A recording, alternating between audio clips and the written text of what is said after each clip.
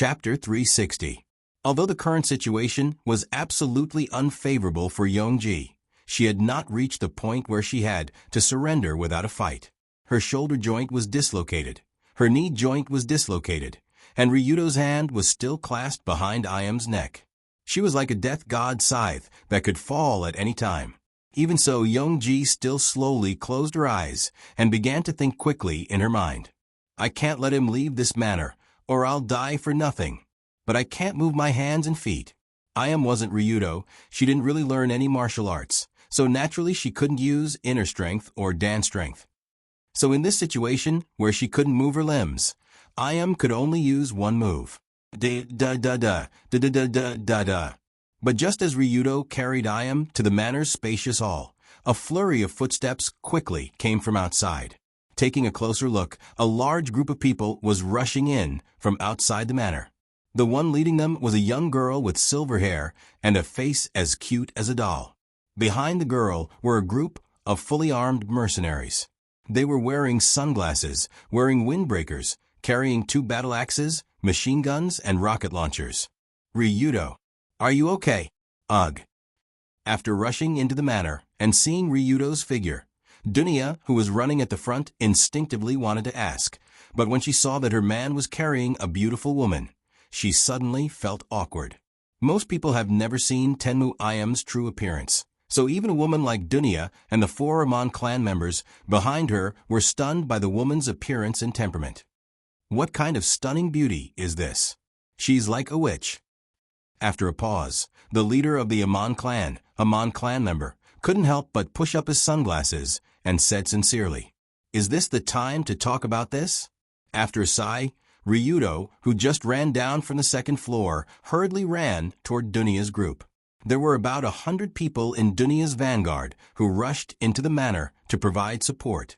They were all the most elite teams of the Black Hand Alliance, and Luli had arranged for them to be stationed around the manor. In addition to this group of people, there was another large group of people surrounding the manor, and they were confronting the Tenmu group who had heard the news. Because Youngji was being held hostage under Lin Hua's command, the surrounding members of the guard department also quickly rushed over after hearing the news. More and more troops from both sides gathered, as if the manor had become a huge barrel of gunpowder. And the center of the gunpowder barrel was naturally the main villa of this manor. Don't move. Don't go any further. Lin Hua and the others who came out with Long Do saw that Long Do was about to meet up with Dong Nia's group and immediately aimed their weapons at him. Whoosh. Including all kinds of weapons that suddenly appeared from the vases, walls, and ceiling in the hall. At least a few hundred guns were aimed at Ryudo. Under such a dense net of fire, even if Ryudo was an Iron Man, a round of bullets would be able to turn him into a pile of mud. TSK. Suddenly, Ryudo could only stay in the center of the hall on the 1st floor. His position was about 50 meters away from the door where Dunya and the others were. It was not far, but it was not close either. Seeing Ryudo being pointed at by a bunch of guns, Dunya anxiously yelled, "Ryudo, I'm going to. Don't move. Don't come over." Ryudo hurriedly made a stop gesture to Dunya, forbidding her from moving to the center of the hall. After all, this place was full of guns and traps. Dunya and the others were waiting at the door, but rashly rushing in was simply courting death.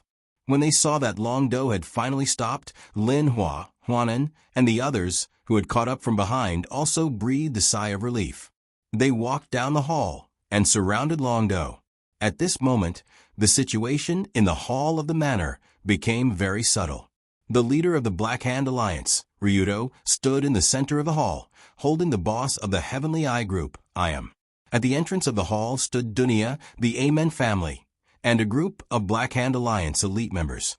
Inside the hall stood Lin Hua, Huan Un, and a group of Heavenly Eye group elite members. For a moment, these two groups of people formed a subtle balance in the spacious hall. Both sides pointed their weapons at each other, but opposite each side stood the important leaders of their own families. For 100 eyes were staring at each other in the air. Sparks flew everywhere. Many people did not even dare to breathe loudly, for fear of breaking the balance. It was stuck. The image was stuck just like that. The current situation was that Ryudo wanted to go forward, but Lin Hua did not want him to go forward. Previously, they agreed that once Ryudo left the manor, Ayam would be released. But if Ryudo met up with the Black Hand Alliance, then even if he left, it would be impossible to release Ayam. So Lin Hua said sternly, Ryudo Kiryu, tell your people to retreat. You can leave, but you must be escorted by us. On the other side, Dunya also retorted, Are you an idiot? You call that escorting? You will definitely shoot Ryudo in the back. Shut up. This is not the time for a little girl like you to speak. How could Dunya be willing to suffer losses? After being scolded by Lin Hua, she immediately sneered. Now your boss is in the hands of my boss. Why are you talking so loudly? Aren't you afraid that your boss's head will fall to the ground? How dare you? Why wouldn't I dare? Tenmu Ayam is a scum who has done many evil things. It is God's blessing that she is still alive today. This kind of person should choke to death on the spot while eating. Stinky brat. You. Cough. Cough, cough, cough, cough. Before Lin Hua could scold back angrily, Ayam, who was in Ryudo's arms, suddenly twitched violently. Traces of blood seeped out of the Velcro wrapped around her mouth, and at the same time, her face quickly swelled red. Woo, woo, woo, woo, woo. At that moment, Ayam began to struggle as if she was suddenly out of breath. Her eyes were wide open, and her neck kept making swallowing movements, but there seemed to be something stuck in her throat, causing her to be unable to breathe normally. What is this? It can't be so poisonous, right? When they saw this scene, Lin Hua and Dunya were almost stunned at the same time. Just now, Dunya said that this kind of person should choke to death on the spot while eating. And now Ayam showed signs of choking to death? What is this? Was it the spirit language spell? Words were law. Of course, this situation was not the soul language spell, but Ayam's last resistance. This girl bit her tongue to commit suicide? When he saw Ayam in his arms, who seemed to be about to choke to death, Ryudo was shocked by her. Indeed, Ayam basically couldn't do anything now, but the only thing she could do freely was to do something with her mouth, such as biting off her tongue. Generally, the scene of biting one's tongue to commit suicide in TV series was not the same as the scene in reality. Normally, biting off one's tongue would not kill one, but one might choke to death. After all, when the tongue was bitten off, the remaining half of the tongue in the mouth would retract to the back of the throat, blocking the trachea. Coupled with a large amount of blood and saliva mixed together, it was easy to suffocate to death, especially in the case of Ayam, whose mouth was already entangled with Velcro. As long as she bit off her tongue, she would basically choke to death. At this time, although Ayam was very uncomfortable from choking, her eyes were filled with a crazy smile. Ryudo Kiryu, don't you want my life?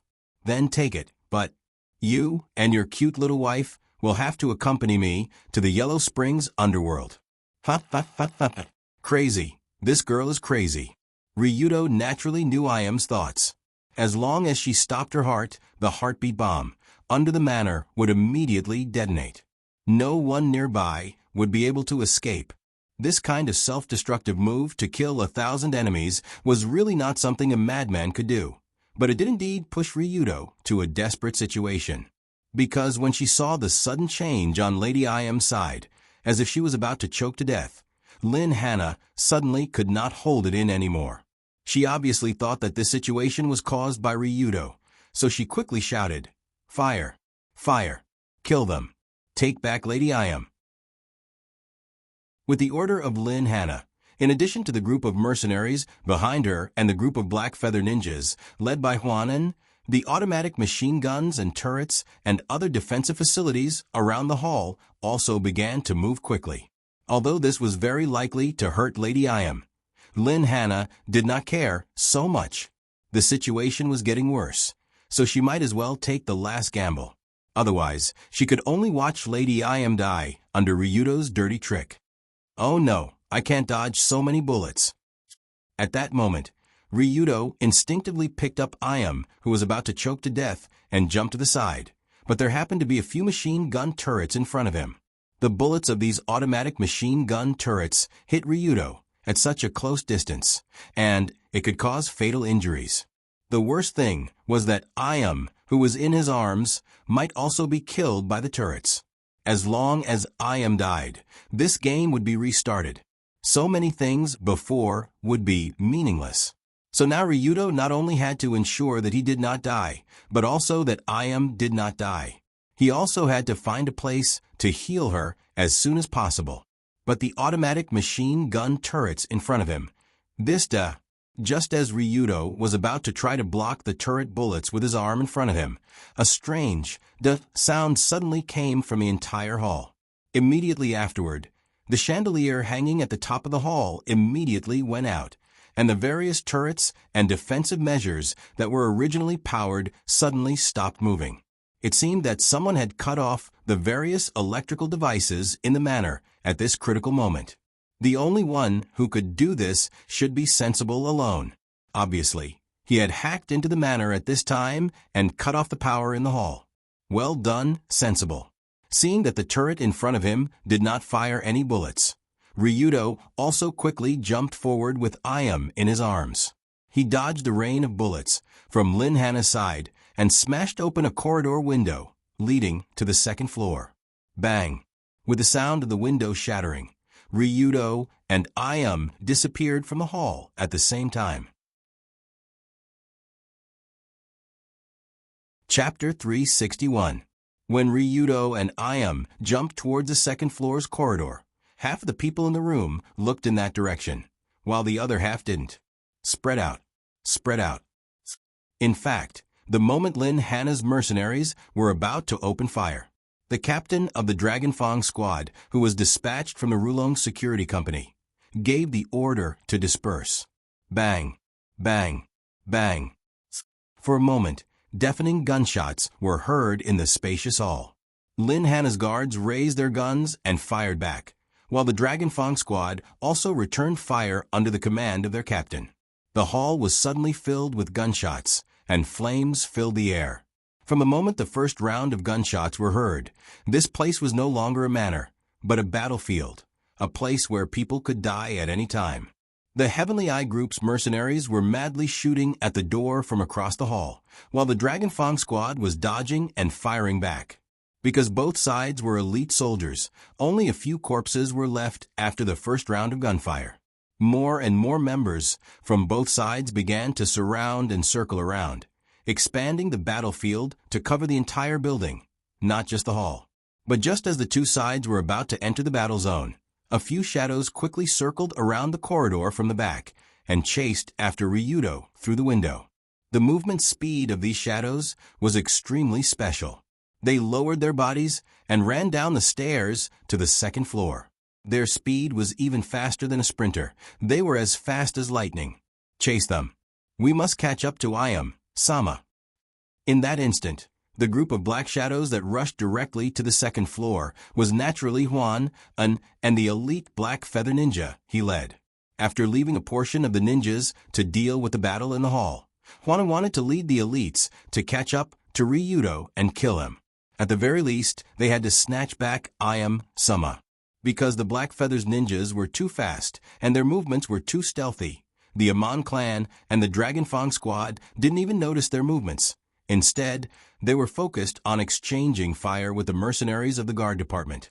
But even if most of the people present didn't have the energy to deal with the situation on the other side, there was still one person who could catch up with the group of ninjas. At this time, Dunya, who was hiding behind a pillar in the hall, happened to see a few shadows rushing to the second floor, so she immediately said to Amon beside her, "I'll leave this place to you guys, I'm going up." "Don't worry, kill to your heart's content." The current head of the Amon clan nodded. Then he took out a remote control car from somewhere and drove it to the opposite side of the hall. Boom! With a deafening explosion, Amon's remote car assassination technique directly exploded against the wall of the hall. Several guards were blown up into the air, and a large amount of dust was also raised. Thanks. Dunya saw the situation and immediately lowered her body and ran out of the pillar. She rushed towards the direction where Ryudo went up the stairs. The place where Ryudo went up the stairs was above the wall of the hall on the first floor, and it happened to be where the window on the second floor was located. It was about 5 meters from the ground. Seeing a petite figure rushing towards the wall, the mercenaries quickly raised their assault rifles and pulled the trigger on Dunya without hesitation. Tut tut tut. Tut tut tut tut tut. The continuous sound of gunfire followed by the rain of bullets enveloped Dunya's petite body, but she only slightly covered her head with her arms, and without hesitation, she jumped towards the broken window. Is this little girl crazy? The few people who saw this scene all had the same thought in that instant. The assault rifle bullets were already fired towards Dunya's direction, but she didn't dodge or run, and instead made a jumping action? This little girl shouldn't think that she is invulnerable to bullets, and that she can jump 5 or 6 meters from this distance, right? Well, in fact, Dunya did think so. Whoosh. Bang. The next moment, several bullets hit the petite body, including the arms, abdomen, legs, and so on. But what made the mercenaries' eyes widen was that the bullets hit the target. But at this time, there was no movement at all. It was no different from not hitting.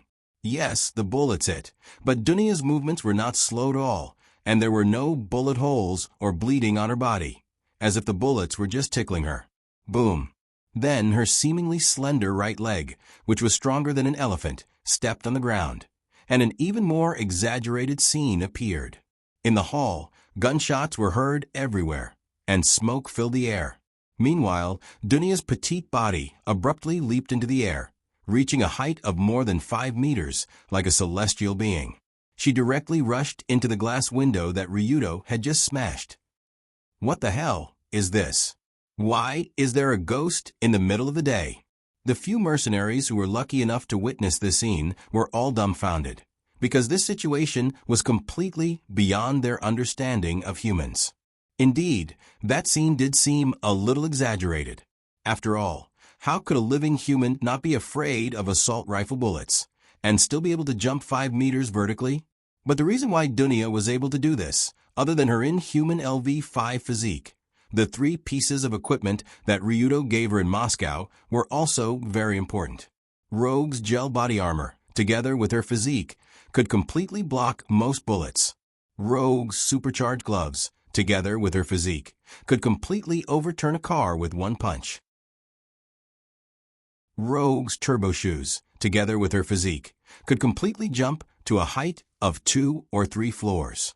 With the support of these 3 special equipment, the current Dunya could be said to be a high-quality human monster, second only to Ryudo.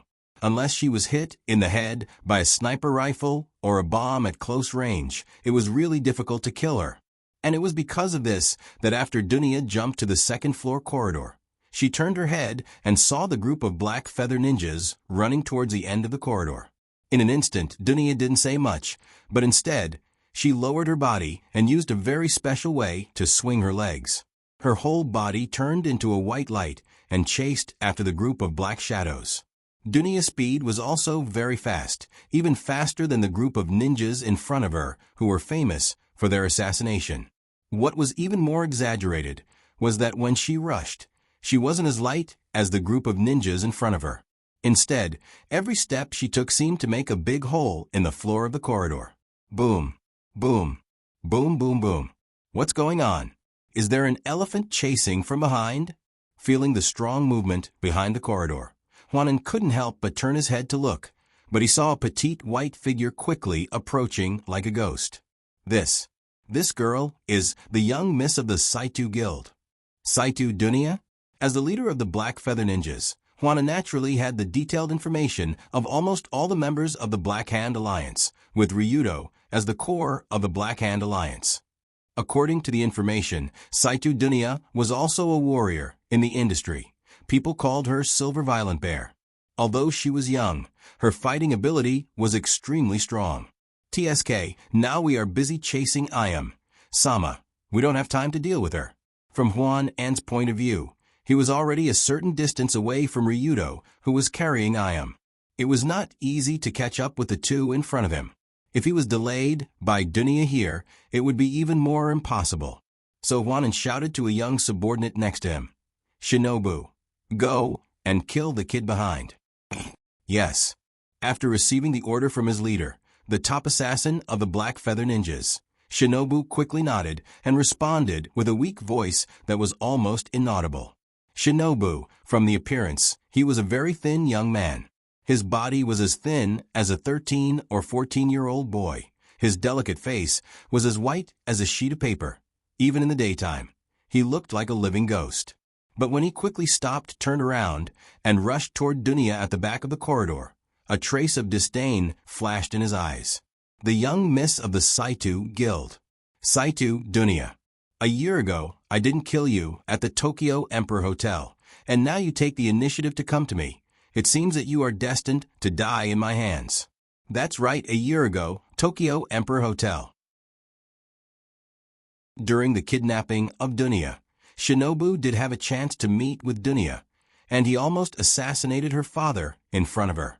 But looking at the situation later, Saito Takahiro didn't die, and Shinobu's assassination failed, which made this young genius of the Black Feather Ninjas very upset. Now is the right time. Let's use you as a sacrifice first. Whoosh.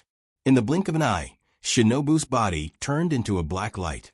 When he rushed toward Dunya, his body stepped on the wall and flew up, and with the help of the ceiling, he flew in a beautiful triangular trajectory in the narrow corridor.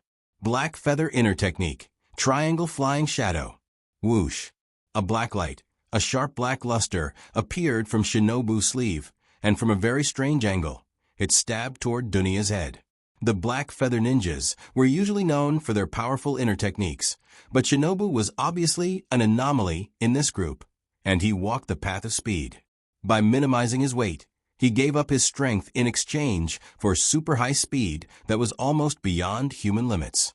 This kind of Shinobu almost didn't have the ability to fight head-on, but with a custom-made black feather blade that could even cut through steel, his assassination ability was shocking. So at this moment, Shinobu seemed to have seen Dunya's death. Chapter 362. Of course, this was a matter of course. His body flickered like lightning, and his blade was as dark as a shadow. No one could defend against such a lightning strike from a strange angle. Or rather, Shinko thought no one could defend against it. However, when the hidden blade was less than half a meter away from Dunya, the true snake saw the eyes of the Saito family's eldest daughter. The pair of clear and bright pupils were exuding a nostalgic look, as if she didn't care about this attack at all. Nostalgic? Why is there nostalgia in her eyes? Is she reminiscing about her past before she dies? Although Shinko thought so, in fact, Dunya didn't miss her past, but she missed the night that changed her life more than a year ago.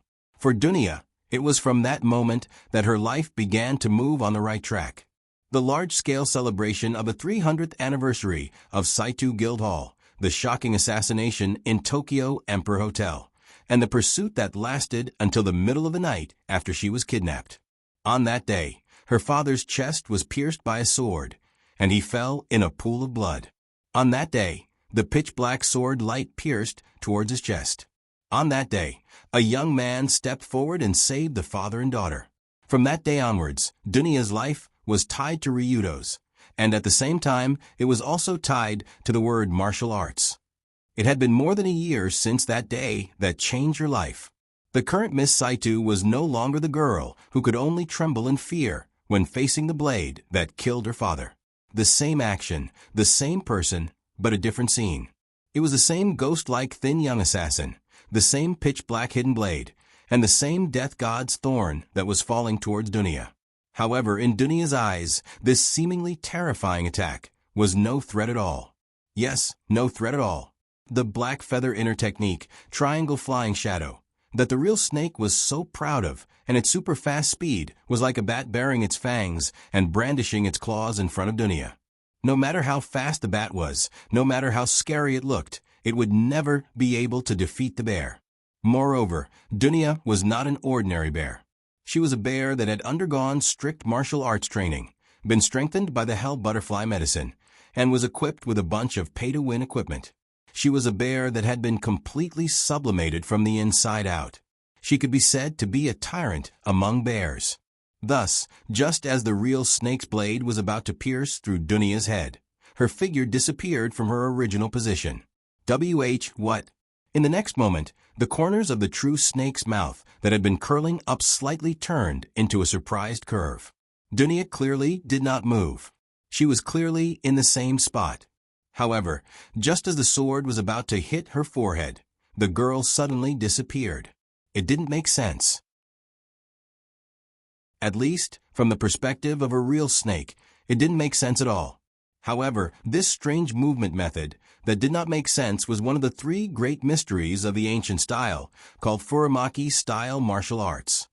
It was also the last and strongest mystery. Furamaki-style martial arts, profound meaning of the heart, receiving. It was different from profound meaning of skill, tiger fall, which interrupted the opponent's unfinished attack and caused a counterattack, as well as profound meaning of body, hard hit, which directly contracted one's muscles to take the attack and cause a counterattack. Profound meaning of the heart, receiving, was to see through the enemy's attack flow, and when the enemy's attack was completed, dodge and counterattack. The terrifying part of receiving was that the user had to dodge at the last moment of the attack, which was also commonly known as extreme dodge. The last moment of the attack was also the moment when the enemy's attention was the most relaxed, because he was certain that his attack had hit. At that moment, using a planned movement path to dodge out of the attack range as quickly as possible, it would give the impression that the target had disappeared right under his nose. However, although this sounded simple, it was not easy to do. First, one had to have the eyesight to see through the enemy's attack flow, as well as the courage to dodge at the last moment. Of course, the current Dunia must have done it perfectly, which was why the real snake looked like he had seen a ghost. After dodging the attack, Dunia had already arrived at the side of the real snake that had yet to land on the ground. With a seemingly simple movement, she pushed her palm upwards, hitting the hitman in the abdomen. PFFF. At the same time that it was pushed by the palm, the real snake felt as if all of its internal organs were rising up at that moment, all of them lining up to rush out of its mouth. His thin and weak body crashed into the 4 to 5 meter high ceiling with a loud bang. Half of his body was embedded in the ceiling. A single palm strike could send a person from mid-air to the 4 to 5 meter ceiling and embedded in it without falling back down. What kind of terrifying strength was this? What is this? Before the real snake could react to what had happened, his consciousness had already rapidly ascended to the clouds. At this moment, the assassin's body was embedded in the ceiling of the manor's corridor, and his eyes were wide open, his mouth was slightly open, and the back of his head had softened into the shape of a tofu pudding. Naturally, he couldn't be more dead. Farewell. Go to the other world and regret your actions. After glancing at the bastard assassin who had already been turned into a world-famous painting, Dunia quickly continued to chase the real snake. Although the previous series of exchanges seemed to have lasted for a long time, but in fact, from the time the real snake left the Black Wings Ninja unit and was turned into a famous painting by Dunia, at most, only 2 to 3 seconds had passed.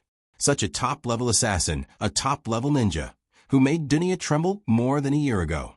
But now, in front of Miss Saito, he could only block for 2 to 3 seconds. He was no different from trash. After quickly dealing with the real snake, Dunia continued to chase in the direction of the Mirage Temple. Don't even think about interfering with Ryudo, you bunch of trash. Watch me knock you into the wall one by one.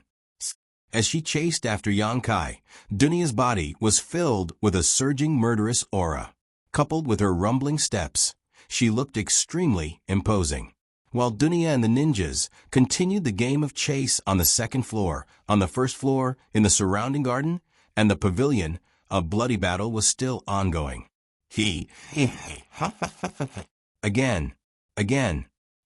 Outside the mansion, accompanied by the roar of the Amon clan leader Amon Ichi, his figure was particularly eye-catching as he rushed towards the enemy with his 2 long-handled axes. Bang, bang, bang. Several mercenary guards of the security department also shot at Ichi from various angles, but some of the bullets were dodged by him, and the other part was blocked by the high-speed, rotating axes. The battle axe blocked the bullets. After blocking dozens of bullets, the battle axe chopped down on the back of a statue, causing the statue and the guards behind it to fall to the ground. At the same time, a ninja rushed out from a dark corner, trying to directly pierce the back of Ichi's head with his kunai. Tut tut tut. Tut tut tut tut tut. But with the sound of submachine gun, the ninja didn't even touch Ichi, and he was shot into a sieve by Jiro, who came out from behind. With the continuous death of people, a thick smell of blood floated in the air in this area. The two forces fought more and more fiercely in this narrow space, and more corpses fell to the ground. Damn it. Are these guys the top powerhouses of the underground world? And what's the matter with those mercenaries? They are too elite. When the flames of war spread, as the head of the security department, Lin Hua was hiding behind a spring in the corner of the manor, tightly holding the pistol in his hand. The reason why the Heavenly Eye group was able to summon wind and rain everywhere was definitely one of the biggest reasons why the security department belonged to the group of elite mercenaries. The combat strength of this group was not something that ordinary mercenaries could contend with, but the group of Black Hand Alliance was able to fight on par with them. At this time, after the manor's defense facilities were paralyzed by Sensible's invasion, the two sides were fighting with real strength. It was a battle of life and death. Originally, Lin Hua thought that the elite troops under his command could quickly defeat the enemy, but he didn't expect the strength of the Dragon Fang squad to be quite good, and they also have the help of the 4 unreasonable big shots of the Amon clan. Damn it, I don't know how Sama is doing. Here it comes again. Just when Lin Hua was thinking whether was still alive in the big house not far away, a seemingly cute remote-controlled toy car had already circled around the spring. Boom! When Lin Hua hurriedly jumped to the side, the remote-controlled toy car also exploded, directly blowing the spring into pieces. Little girl, not bad. You didn't die from the explosion. In the smoke, Amon Zhang's figure slowly walked out, but he was immediately forced back into the corner by Lin Hua's gun. This Amon clan is basically a bunch of lunatics. Forget it. In any case, I still believe that Huan can catch up and save Sama. Although Lin Hua was very concerned about the situation on the other side, she was currently facing the head of the Amon clan. She didn't have the chance to think about other things. From a certain point of view, the battle between Lin Hua and Amon Zhang could be considered a miniature version of the entire war. The battle between both sides was always in a stalemate. It was very difficult for one side to completely defeat the other. However, many of the main members of both sides were actually thinking about the two key figures who started this war, Ryudo Kiryu and Tenmu Ayam. What was the situation now?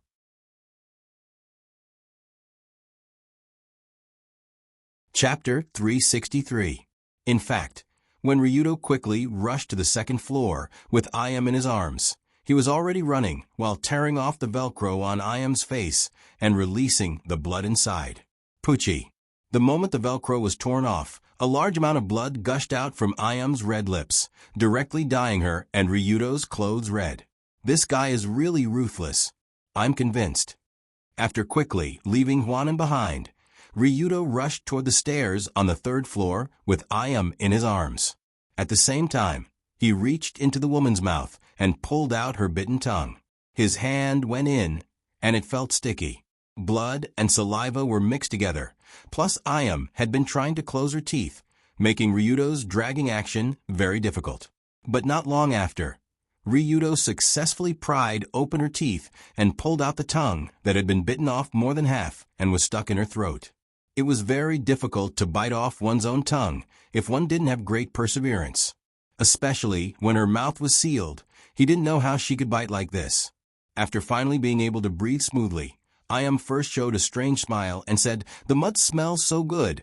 I wish I could go to Sheeta's nest and take Shidubulumi," because her mouth was still full of blood and half of her tongue was broken. Ayam's voice was very strange at this time. It was vague and could only be roughly heard. But even so, the provocative expression on her face vividly showed the attitude of the witch at this time. If she just wanted to thwart Ryudo's conspiracy, then Ayam had succeeded. Originally, Ryudo planned to take her out of the manor and then take the opportunity to kill her and then detonate the bomb to wipe out the elites of the Heavenly Eye Group. But now that the Heavenly Eye Group and the Black Hand Alliance were fighting, it was almost impossible for Ryudo to detonate the bomb, unless he wanted to kill Dunya and the others. Thump, thump, thump. Thump, thump, thump, thump. From the corridor behind, he could vaguely hear some hurried footsteps. Although it was very light, it was not difficult for Ryudo to find out that the group of Blackwing ninjas was following behind. Hiss. What should he do now? In short, he should leave the manor first. Although the current situation was somewhat complicated, the core idea would not change. First, he had to leave this dangerous manor, and then think about how to stop the war and kill Iam. Long-Do kept thinking in his mind while his feet didn't stop moving. He ran towards the rooftop at a very fast speed.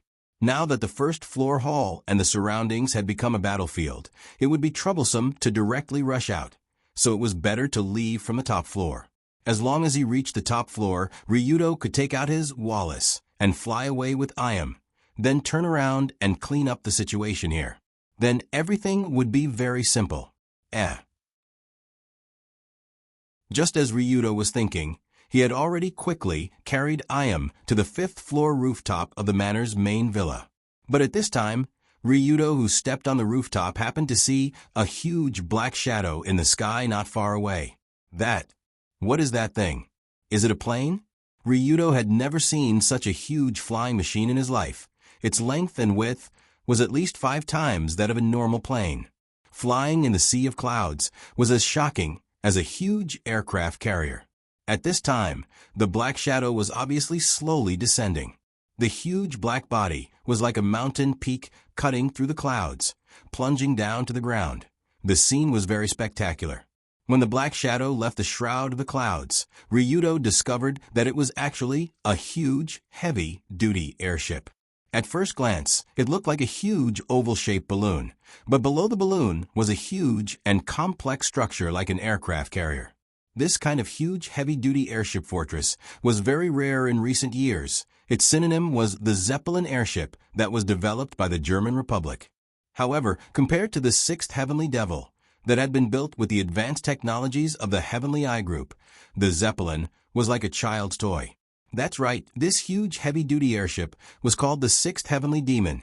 Ryudo had seen this thing in the plot of Red Album 2, No Survivors. According to Ryudo's knowledge, this huge airship was the Heavenly Eye Group mobile fortress. Iam had also ordered this airship to bomb many areas of Tokyo. But why did this thing appear here? Was it here to support Iam? But wasn't it a little too exaggerated to drive this thing here? Suddenly, Ryudo couldn't help but look at Iam in his arms, but he saw a trace of astonishment in her eyes. Indeed, it was indeed astonishment, because even Iam herself didn't know that the 6th Heavenly Demon would appear here today. After all, this thing belonged to the category of war-killing machine. When it really started, it would throw down row after row of bombs, carpet bombing a certain area. Such a war-killing machine was completely meaningless in this kind of small-scale battle. Unless it wanted to blow up its own people, it could only float in the sky as a mascot. But obviously, this 6th Heavenly Demon didn't fly all the way here just to be a mascot, and Iam could clearly see that the bomb hatch below was slowly opening. The bomb hatch opening was the precursor of preparing to bomb. Iam had seen this scene many times. The 6th Heavenly Demon was preparing to bomb here? Could it be that Nicholas, that guy? The moment she thought of this, Iam slightly frowned. She seemed to have understood why this heavy-duty airship would appear here without her knowing.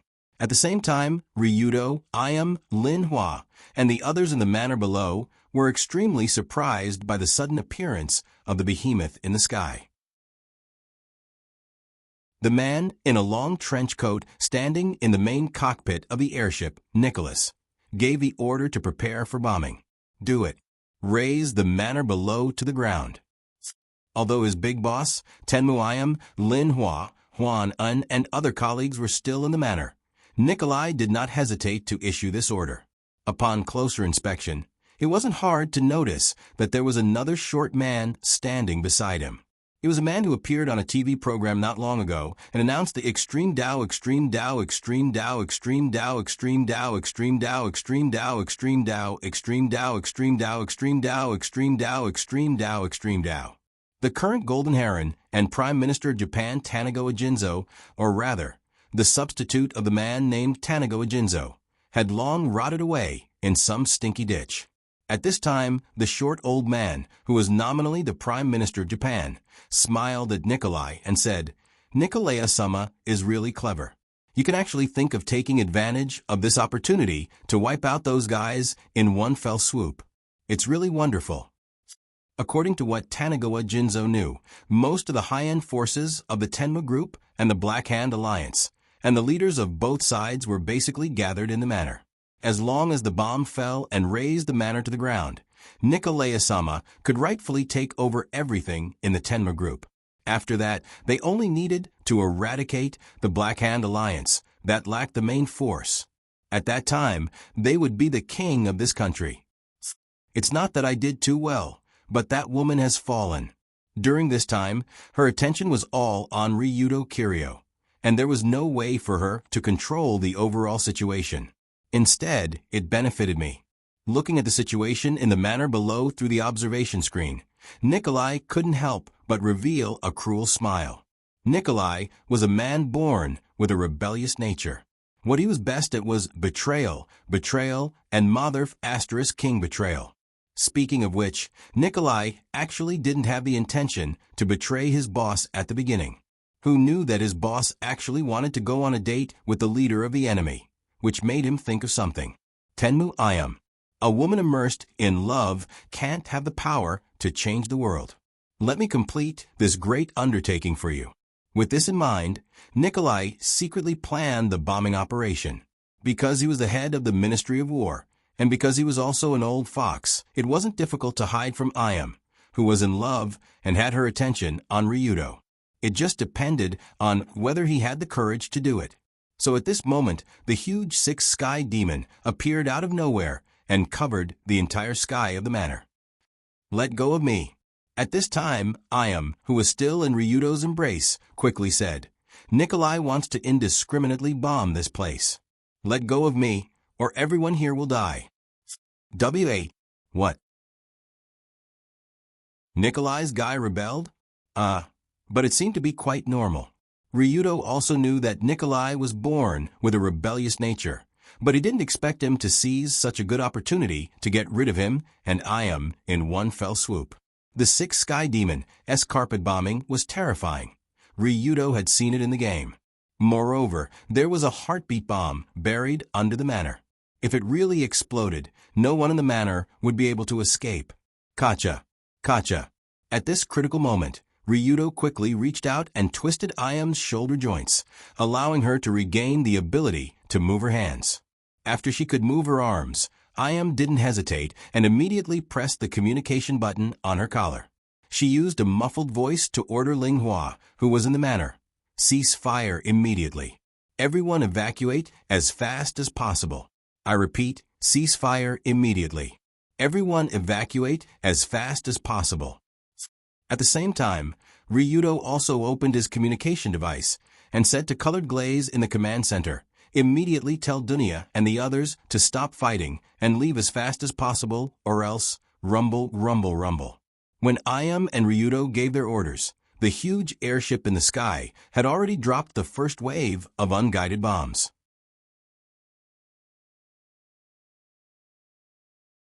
Chapter 364. Carpet bombing refers to the use of a large number of unguided bombs to bombard an area, killing and destroying the people and facilities in that area. At this time, a large number of unguided bombs fell from the sky, almost covering the entire area of the manor in the bombing zone. Retreat. Everyone retreat. Retreat immediately. Everyone retreat. Stop fighting. Evacuate as fast as possible. The bombs fell at almost the same time as Ayam and Colored Glaze's orders to retreat. At first, the people on both sides didn't understand why they had to retreat, but when they saw the bombs fall, they understood. Run. Run. Run. If they don't run now, they'll be finished. For a moment, the entire manor was in chaos. Whether it was the mercenaries of the Heavenly Eye Group, the Black-Winged Ninjas, or the members of the Black Hand Alliance, Dunya, and the Aman clan, they all rushed out as fast as they could. Countless old enemies, who were fighting each other, just now also stopped fighting. They threw away their heavy firearms, ammunition, and other equipment, trying to get out of the bombing area as fast as possible. However, no matter how one looked at it, it was impossible to do so. The bombing area covered the entire manor, and even the surrounding area was at least a few hundred meters. Now that the bombs fell, it would hit the ground in less than 10 seconds. It was easier said than done to get out of the bombing area in a few seconds. Oh no! The manor's air defense system was hacked by your people, and now it can't fire automatically. Are we going to die here together? Looking at the rain of death falling from the sky, Ayam couldn't help but sigh. Originally, there was a complete air defense system in the manor, but the air defense system needed electricity to operate. Otherwise, it would be useless. Earlier, when Ryu Do and the others were fighting in the hall, Lu Li had already made a wise arrangement. She hacked into the room and physically cut off the electric current with the help of a few guardian ninjas. Now the manor's computers couldn't be turned on, and most of the wires were cut. No matter how strong the air defense system was, it was useless. Without any defense system, this carpet bombing would definitely trigger the heartbeat bomb under the manor. At that time, Ayam and Ryudo wouldn't be able to escape from the explosion. But even at this time, Ryudo still shook his head and laughed. I don't want to die with you. That's too embarrassing. TCH, if you don't want to die, then think of a way. The bombs are about to fall. Oh. Before Ayam finished speaking, her body that was in Ryudo's arms was thrown to the ground. Long Do had only just corrected Yong Ji's shoulder joint. Her knee was still in a twisted state, so she could only sit on the ground after being thrown down. Ayam wanted to complain if he could be gentler, but when she looked up, she saw a magical scene. Because at this moment, in front of Ayam, Ryudo actually took out a huge rocket launcher from his crotch. It was a huge rocket launcher. The cylindrical body was about 1.5 meters long, and the muzzle diameter was at least 10 centimeters. Carrying it on his shoulder was like carrying a small chimney. How did he hide such a large caliber rocket launcher on his body? Ayam had been in close contact with Ryudo many times just now. She was sure that Ryudo couldn't hide such a big thing on his body. Wait, could it be? It can't be. Suddenly, Ayam couldn't help but look at Ryudo's steep buttocks, and then made a bold assumption. But at this time, Ryudo obviously didn't care what Ayam thought. Compared to how he did the magic of hiding a rocket launcher in his crotch, it was more important to shoot down the bombs in the sky. Carpet bombing, is it? If even one of your bombs can land on the ground, then it's my loss. Carrying his beloved rogue advanced rocket launcher and aiming the muzzle in the direction of the sea of bombs, Ryudo didn't hesitate to pull the trigger. Whoosh! Accompanied by a burst of explosive sounds, the huge 120mm rocket flew into the air with a trail of black flame and sparks and lightning. The first wave of unguided bombs under the bomb port of the 6th Sky Devil was at least 50 to 60. If it landed on the ground, it would be enough to turn half of the manor into a sea of fire. But at this time, the huge rocket soared into the sky and directly hit the center of the unguided bomb formation from above. Whoosh! Boom boom! A loud noise came from the clear sky, causing panic among the fleeing crowd below. Did the bombs fall? Strictly speaking, they didn't, because they were detonated by Ryudo's rocket when they were at least 200 meters away from the ground. However, when these bombs exploded in midair, the sound they caused was extremely shocking. Continuous loud noises came one after another, and a blazing wave erupted in the air above the manor. The billowing smoke was like a sandstorm that covered the sky, and together with the strong wind pressure, it rolled down on the people below. In an instant, most of the people inside the manor who didn't have time to run out were instantly thrown to the ground by the blazing wave. Not only that, the green lawns, plants, and gardens of the manor quickly began to burn. Visible cracks appeared on the buildings, and the ground was filled with dust and rocks. The bomb fragments that weren't completely destroyed fell to the ground like raindrops. Flames, heat waves, strong winds, and debris mercilessly smashed into the fleeing crowd. Dark red blood splattered everywhere. Every second, there were people dying for various reasons. Ugh. This is... Damn it. In the midst of the fleeing crowd, Dunia's body stood firm at the edge of the manor, as if the terrifying explosion didn't pose any threat to her. She also casually dodged the few bomb fragments that were shot at her. In the chaos, the manor was on the verge of collapse, and flames soared into the sky. This was the situation where the bombs didn't directly fall to the ground and were detonated. If so many bombs directly fell to the ground, then most of the people in the manor would have been turned into ashes, and even Dunia might not be able to escape. But now, although Dunia had almost escaped, her eyes were fixed on the roof of the villa in the middle of the manor. Because Dunia knew that Ryudo shouldn't have escaped yet. He should be there, and the rocket that just detonated was fired by him. Dragon Duel. You must come out unscathed. Dunia couldn't help but think to herself as she looked at the thick sea of smoke and flames in the villa. Indeed, the manor's surroundings had been turned into a mess by the mid-air detonation, and the villa in the middle of the manor was even more heaty, as if it could cook people on the spot. But Ryudo and Ayam weren't ordinary people, so the two of them didn't even bat an eyelid in such a terrible situation. The flames burned their hair, and the thick smoke blackened their faces. The surrounding walls were starting to crack, but the two standing on the roof were still as calm as ever. Looking at the sixth sky demon that opened its bomb bay, Ayam reminded, that airship can only carry 200 bombs at most, only enough for 4 waves. The second wave is coming. Before he could finish his sentence, another rain of death quickly fell from the sky, mixed with the billowing smoke from the previous explosion, and flew toward the manor together with the violent winds and huge waves. Ryudo didn't hesitate to pull the trigger and released 3 rockets in a row, causing the second wave of carpet bombing to be prematurely detonated. Boom!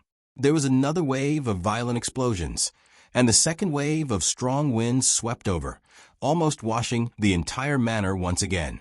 Almost all the trees were set ablaze, and the manor was ablaze. It was the color of hell. But fortunately, there weren't too many casualties this time. After all, most of the Heavenly Eye Group and Black Hand Alliance members had run to the periphery of the manor, to a safer distance.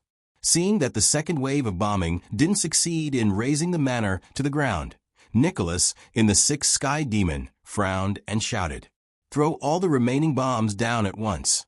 We must blow them up." As the chief supervisor of the Sixth Sky Demon, Nicholas naturally knew how many bombs this airship could carry. And when the first 2 waves of bombing didn't have any substantial effect, this traitor couldn't bear it anymore, and decided to go all out. He had to blow up Ayam and Ryudo. If he couldn't blow them up here, Nicholas knew what would happen to him. So under his command, the Sixth Sky Demon dropped all the bombs in the bomb bay. They were all aimed at the villa, where Ryudo and Ayam were. Humph. It doesn't matter how many waves come, I'll lure them all, seeing the third and largest wave of bombs falling from the sky. Ryudo raised his rogue Black Tech rocket launcher, as usual, and prepared to fire more rockets to blow up the bombs prematurely. But at this moment, a black shadow appeared behind him like a bolt of lightning. At the same time the black shadow appeared, his right hand swung like a whip, and his index, middle, and nameless fingers stabbed towards Ryudo like the tip of a whip. His fingertips sliced through the air, and the air along the way seemed to be neatly cut in half. This was the Ninja Protector side's secret technique, Sacrificial Blade. Go to hell, Ryudo Kiryu. When he stabbed his killer move towards the back of Ryudo's neck, the so-called strongest ninja couldn't help but reveal a delighted smile.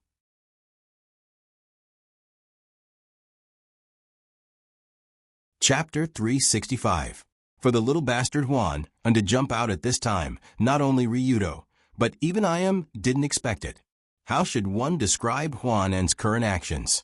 There is a phrase that the ancestor used very well. It is called shit stir. The current situation is already deadly enough. There is a rain of bombs above their heads. The whole villa is shaking, and there is a sea of smoke and fire everywhere. Maybe in the next moment, everyone will line up to die together. And the rogue black tech rocket launcher in Ryudo's hand can be said to be everyone's last savior. As long as the rocket launcher fires a few times, it will detonate the last wave of bombs falling from above. At least it won't be difficult to save their lives. But in this case, Hwan An still jumped out to stab Ryudo in the back. It's really hard to describe his actions other than shitstir. At the moment of shooting, Hwan An's eyes were filled with blood-red killing intent, because he can't care about anything else now. Not long ago, in the process of rushing to the roof, Hwan An saw that Dunya was about to catch up with him. So he used a substitution jutsu, which is to let his men pretend to be him and escape to the garden outside. This is also one of the reasons why Dunya was outside the garden and was able to escape in the first place. But after doing this, Hwan An's self-esteem and power suffered a huge blow. In order to escape the pursuit of a little girl, he pushed all his capable men to their deaths. This kind of thing can be regarded as a disgrace even in the most despicable ninja world.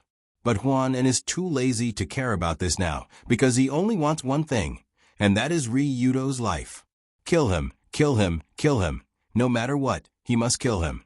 Hwan An had a crazed expression on her face when she unleashed her inner skill, Sacrificial Blade, at Ryudo. Obviously, this mad dog is too lazy to care about the bombs flying everywhere in the sky, and he doesn't even care about how long he can live. All he wants now is Ryudo's life. Other things are not important at all. But even in this crazy situation, Hwan An's attack is also very careful. The position of his blade sacrifice is very clever. It just hit the medulla oblongata located at the back of the head. This is a major vital part of the human body. And there is no muscle protection in this part. It is extremely fragile.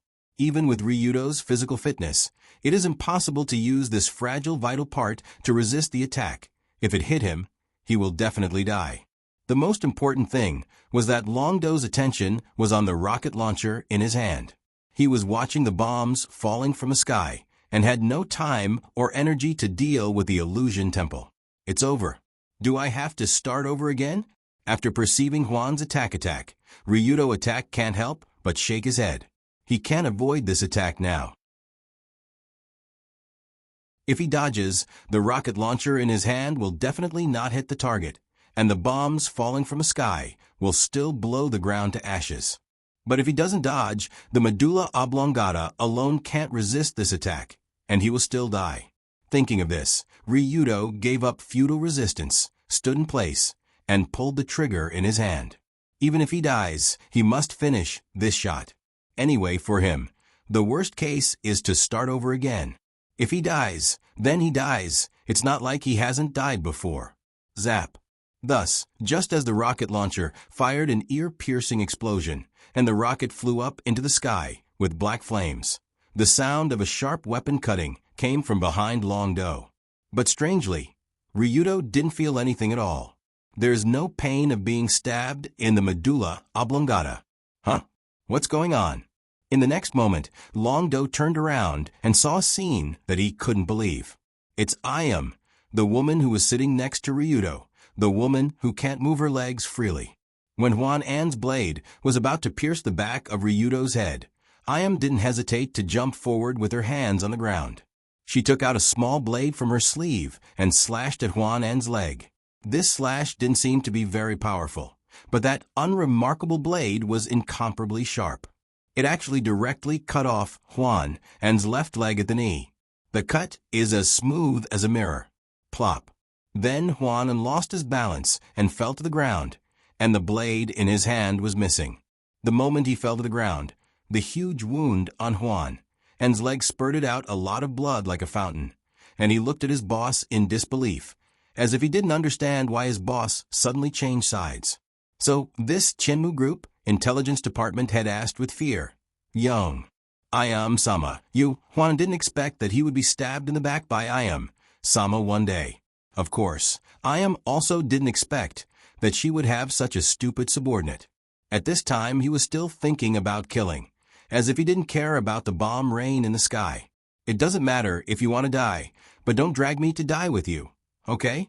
If it wasn't for the unprecedented explosion in the sky, and the strongest wave of heat coming down together with the strong wind. Yongji really wanted to rain curses on the fantasy nunnery. But it was useless, or rather, there was no point in doing so. Under the last wave of Nicholas's desperate all-out bombardment, although the bombs were detonated in mid-air due to the sheer number of bombs, it still looked like a rain of fire was raining down from the sky. The heat wave rushed over, and large pieces of bomb fragments fell like meteorites, and the strong impact could almost blow an adult more than 10 meters away. Under such a terrifying explosion, the already ravaged villa finally couldn't hold on any longer. Instead, it began to collapse after a few seconds. Rumble. Suddenly, the top floor where Ryudo was standing shattered, and the balance under his feet was suddenly broken, making him somewhat unable to stabilize his body. If he stayed here any longer, he would only be crushed into minced meat by the collapsing villa and the shrapnel that filled the sky in a few seconds. Therefore, Longdo instinctively wanted to jump outside. It was said that this was the top floor of the 5th floor of the villa, but this height couldn't do anything to Ryudo now. As long as he jumped out, at least it wouldn't be a problem to save his life. However, just as Longdo was about to leave, he caught sight of a woman who was slumped on the ground not far away from him. Ryudo could run, but Ayam couldn't. In this chaotic situation, if she was left alone, the result would be that she would be buried, like Juan, and who had fallen into the crack, crushed into a pile of unrecognizable, minced meat by hundreds of tons of building debris. Logically speaking, this situation should be what Ryudo wanted to see. After all, the purpose of his trip was to kill Ayam. But at the moment when he saw that she was about to fall into the abyss, Ryudo couldn't help but run over there and reach out to the woman. Why did he do this? Ryudo actually didn't know. Maybe he just didn't want to see Ayam die under the betrayal of a traitor. Or he was afraid that after Ayam died, the heartbeat bomb underground would take him away. Or there were some other reasons. But the moment he reached out his hand, Ayam looked up at Ryudo, but her eyes still carried the natural arrogance and toughness. Time paused for a second. In this second, Yongji didn't reach out to grab this hand, instead falling backwards, falling into the already collapsed building. This, you would rather die than take me with you? The moment he saw this scene, Ryudo only felt a chill all over his body and quickly jumped out. He opened the rogue glider and flew toward the manor with the help of the violent storm. As long as Ayam died, the heartbeat bomb would detonate, and at that time, Ryudo wouldn't be able to survive. Therefore, he could only pray that Yongji was not crushed to death by some random thing after falling down. Otherwise, all his previous efforts would have been in vain. In the violent storm, Ryudo and his glider were like a big bird flying in the sky, but until he flew out of the manor and met with Dunya and the others, the explosion still didn't happen. Ryudo, great, you're still alive.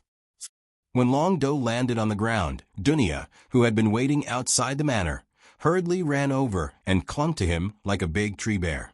Except for Dunya, most of the members of the Dragonfang squad, including the Amon clan and most of the Dragonfang squad members escaped. Although some of them died in the previous battle, the casualties were not too heavy. As for the other group of mercenaries led by Lin Hua, they had not fled in this direction from the beginning. Now, no one knew where they had run off to. At least, Longdo did not see them. But when he turned his head and looked at the manor that was already covered in raging flames, and the main building in the middle of the manor was slowly collapsing, he couldn't help but think of a puzzling question. The question was, is Ayam really dead? From the situation at that time, Ayam should have died without a doubt. After all, her whole body fell into the collapsed building, and the sky was filled with flames and bomb fragments. Let alone burning her, she should have been crushed into meat paste. But if Ayam was dead, why didn't the heartbeat bomb detonate? Logically speaking, the big bomb that killed Ryudo several times should have detonated when Ayam's heart stopped beating and directly destroyed everything around her. That was the normal situation. Was there a problem with the bomb? Why didn't it detonate? Or, the woman who rejected Ryudo's help at the last moment wasn't dead? As a cool breeze blew by, the flames in the manor burned even more fiercely, and the huge sick sky devil, in the sky slowly sailed away. Although the fire in the manor burned fiercely, the battle inside and outside gradually subsided, and everything seemed to have returned to normal.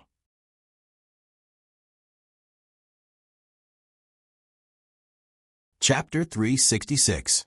After that day, a lot of things had changed.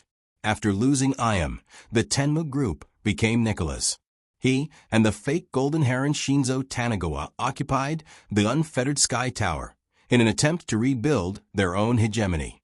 However, Ryudo, who was tricked by the bastard Nicola, naturally wouldn't let them go. On the third night, the Japanese Prime Minister Shinzo Tanagawa died of a heart attack in his own residence. The fake Prime Minister thus came to an end. The ones in charge of taking over his job were two other golden herons, or golden herons, who had been arranged by Rui Kaneshiro and Kyoji Tsukimi.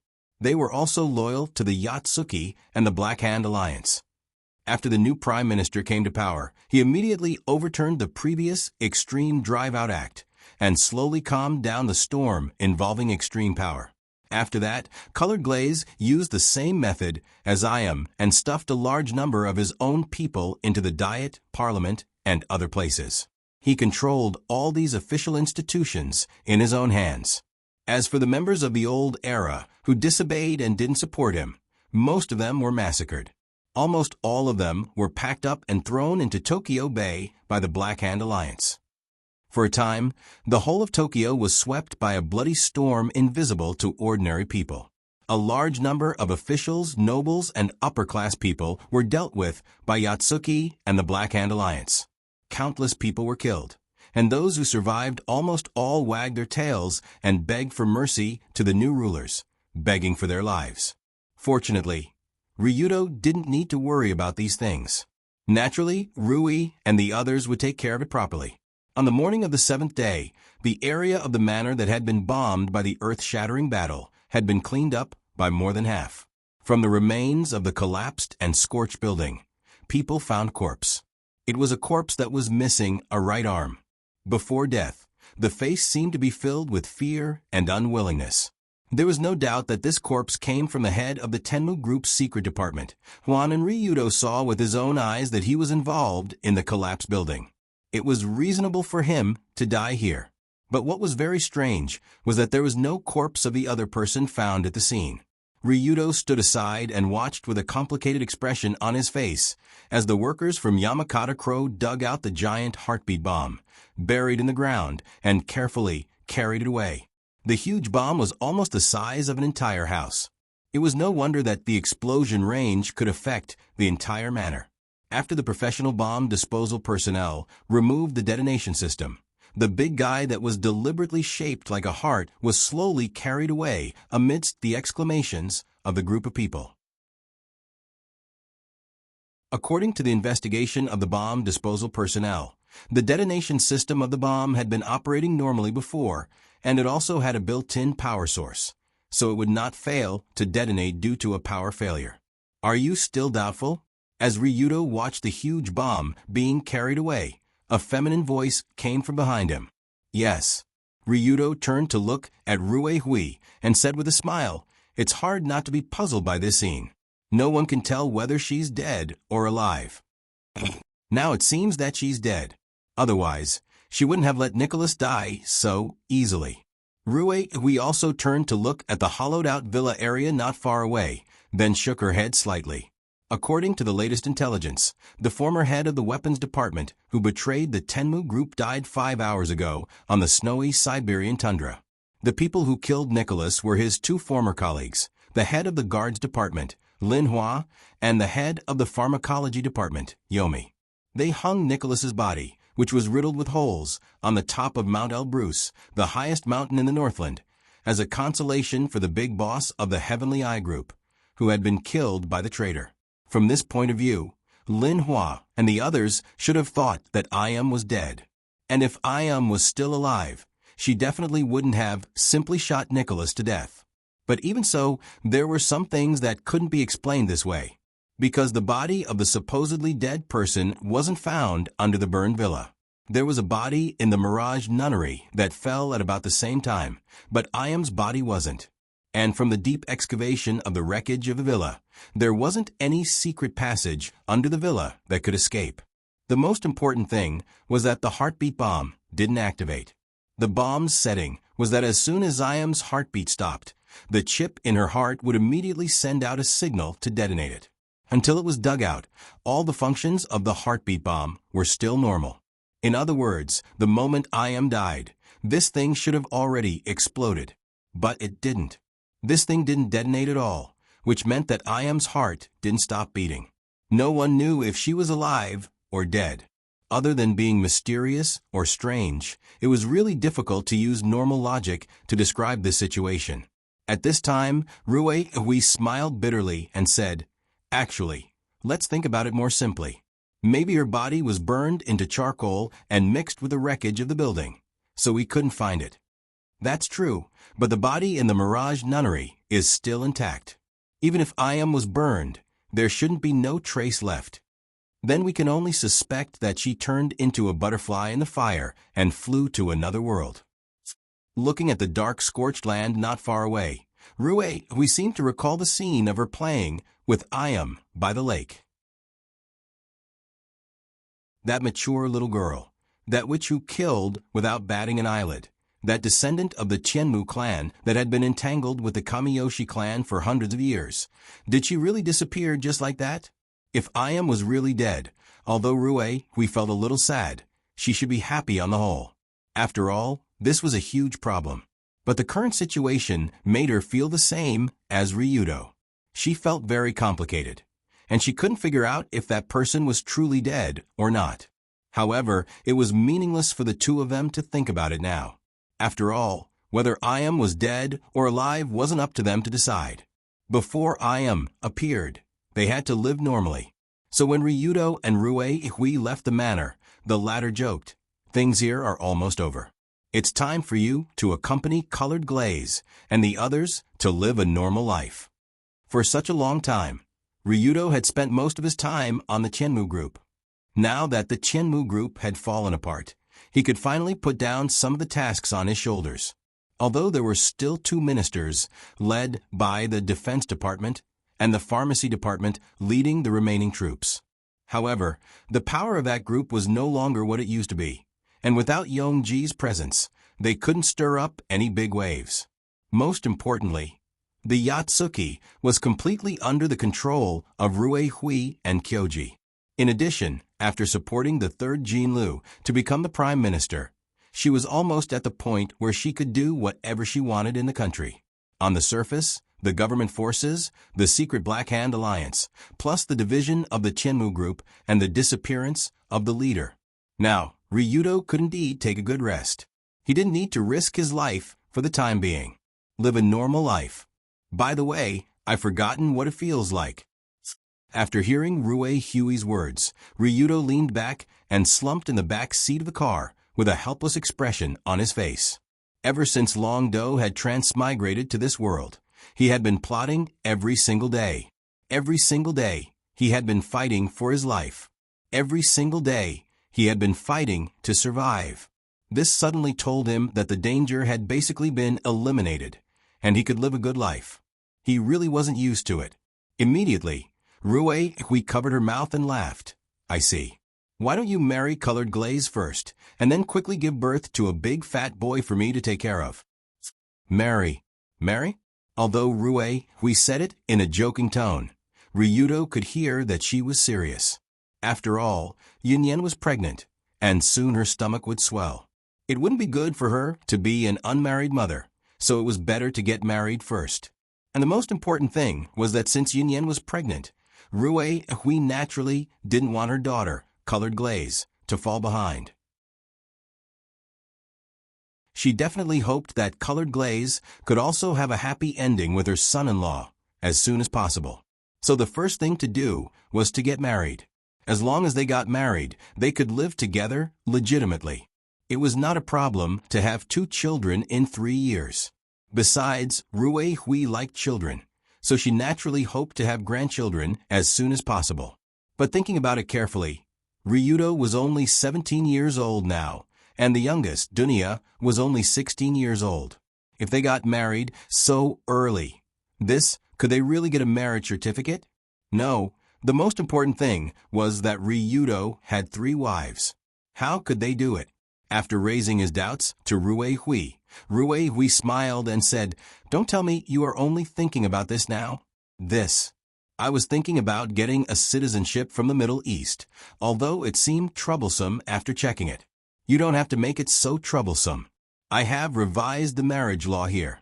After a week, you can legally marry 3 wives in Japan, and the legal marriage age for men has been pushed to 17 years old, which happens to meet your conditions. W8. What? Do you have to play so big? The moment he heard this sentence, Ryudo couldn't help but cover his face. He seemed to be a little speechless at Rue Hui's abuse of power for personal gain. In order to let her daughter and son-in-law get married here smoothly, she even directly revised the marriage law. From a certain point of view, Rue Hui was not inferior to Ryudo in terms of lawlessness. But since his mother-in-law was ready to let her daughter get married, Ryudo couldn't say no as a man.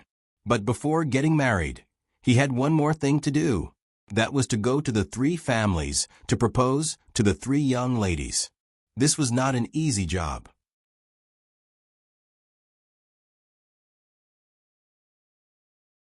Chapter 367.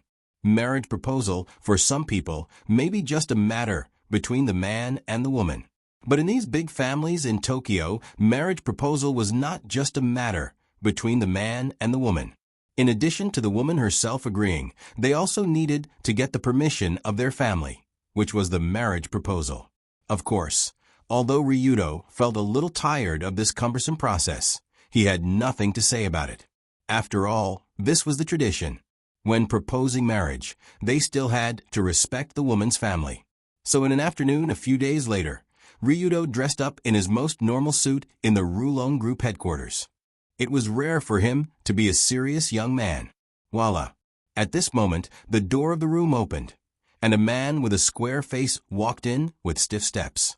Because today he accompanied his son to propose marriage, the former Rulon Group leader, Tongshun Kazuma, also wore a set of very serious clothes. In addition to the very serious clothes, he also let people comb his hair neatly, meticulously, and even put on a hair wax. He also deliberately wore a pair of infinity glasses to cover his fierce eyes. How to say, after this treatment, the original extreme tough man, Tongshun Kazuma, had become a relatively normal middle-aged father, although he was obviously not very comfortable with this outfit. After entering the room, he said to his son, "Are you ready? The car is already waiting at the door." "No problem, we can leave at any time." Ryudo, who also wore infinity glasses, reached out and moved the thing on the bridge of his nose, and showed a "you are also like this" smile to his father. After all, the fierce eyes were not just Kazuma's problem. Ryudo's eyes were enough to scare children, so in order not to bring trouble to the in-laws, he still had to wear a pair of glasses to cover it. In this way, the father and son brought some very precious gifts and drove together to the Tsukuminari villa. Sitting in the driver's seat, Narukai played warm music, while Kazuma and Ryudo in the back seat were speechless. Speaking of which, Ryudo hadn't seen his 3 future wives for a while.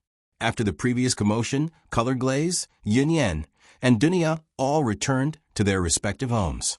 After all, the 3 of them were still virgins in name. It was somewhat unreasonable for them to always stay in the man's house. In particular, Yunyen was now pregnant, and the headquarters of the Rulon Group was full of smelly men. Naturally, her parents, Gongxi and Genshin, hoped that their daughter would go home and take care of the baby.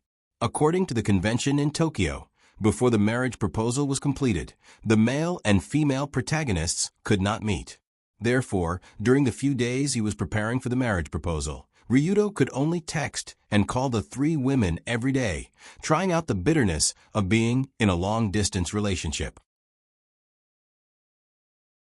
At this time, Ryudo, who was sitting in the back seat, smiled and said, "Dad, are you nervous?" Kazuma snorted and said, man, it's just a marriage proposal. What's there to be nervous about?" "But I heard that there are a lot of people in the 3 families. If they stand in a row, they might fill up the entire field.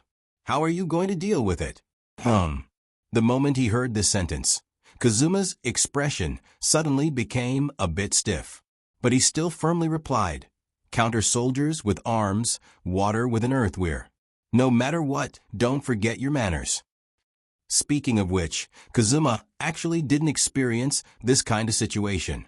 After all, when he married Ryudo's mother, Yumi, he didn't go through the normal process. And Kazuma didn't have a father, and Yumi didn't have a good relationship with her family, which saved a lot of trouble. And just as the father and son were sitting in the car and imagining the scene in the master room of the Tsukujiri villa, Tsukujiri Kyoji was bent over the desk, as if he was writing something. Unlike usual, the male master of the Tsukujiri family now had an excited and sinister expression on his face. This was completely different from the usual gentle and elegant Tsukujiri group CEO. After writing something unknown, Kyoji couldn't help but pick up the paper and laugh. "It's over. Done. Let's see what that brat is going to do next." Just as Gong Si was laughing like a maniac, Zhenqin frowned and said, "Dear, isn't it inappropriate for us to do this?" "Not good? What's not good about it?" "That Ryudo Koen definitely can't answer the questions on this paper, right? Isn't this difficult?" At this moment, Shinkoto looked at the paper in Kyoji's hand.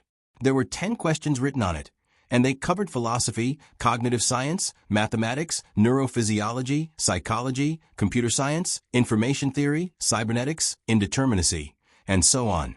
According to Kyoji, during the marriage proposal process, he would use the questions on this paper as a test for Ryudo.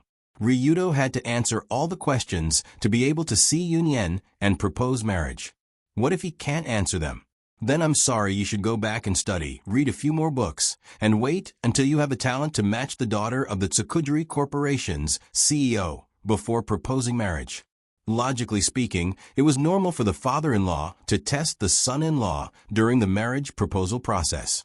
But the problem was that Kyoji's test was the kind that he didn't want anyone to pass. Everyone knew that Long Do was just a high school student. Moreover, he was a second-year high school student who dropped out of school halfway.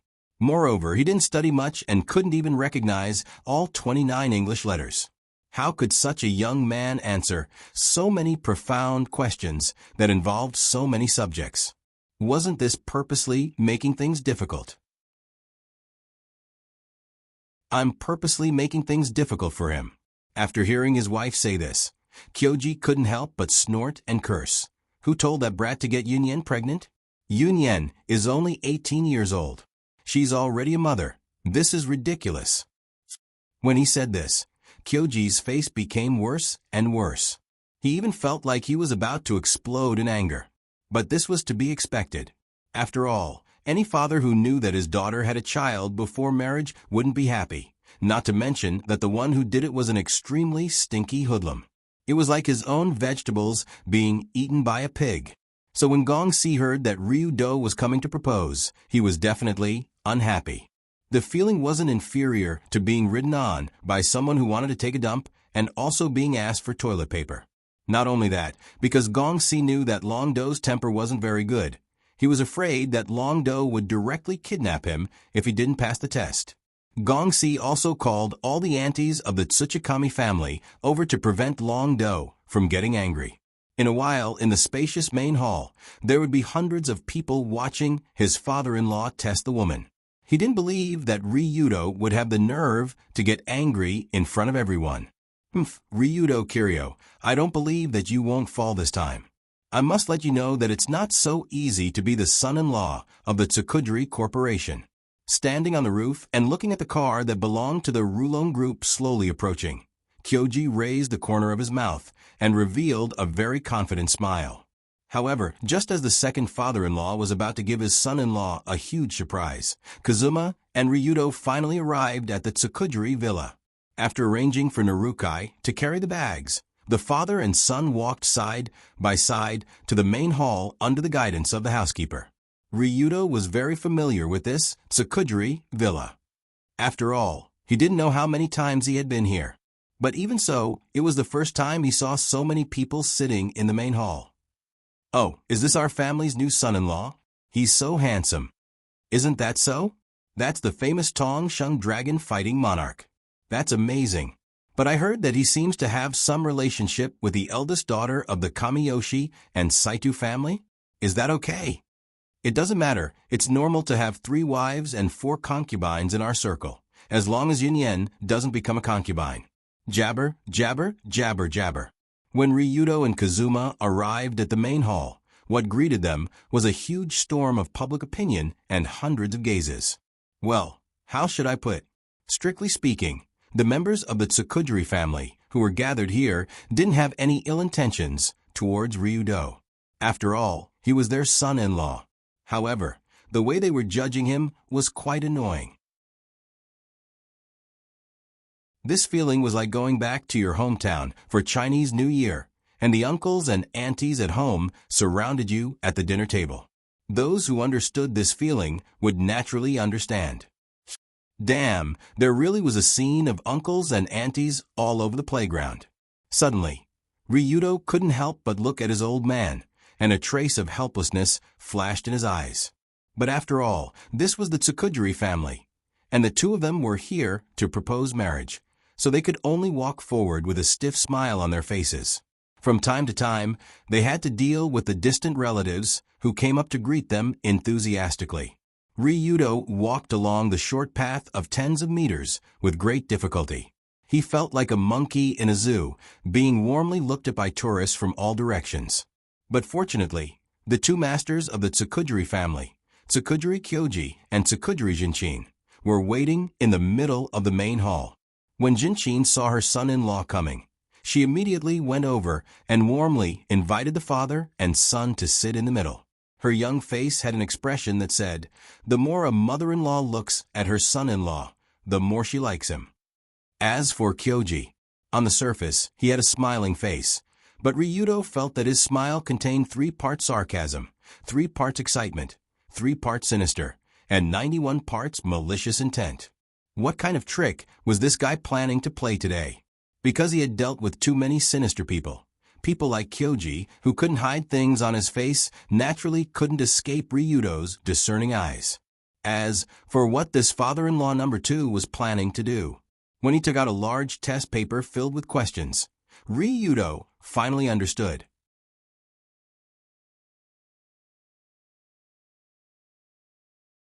Chapter 368. Ahem, everyone, friends and family. I'm very happy to be able to gather with you today and participate in the Tsukimi family's traditional marriage proposal test. After Ryudo and his son were seated, Kyoji slowly stood up from the host seat and spoke to the large group of gossiping women in the hall. Marriage proposal test?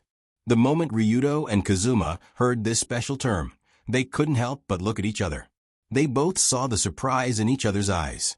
After that, Kyoji arranged for the servants to distribute the test paper full of questions to friends and family, as well as to Ryudo and his son.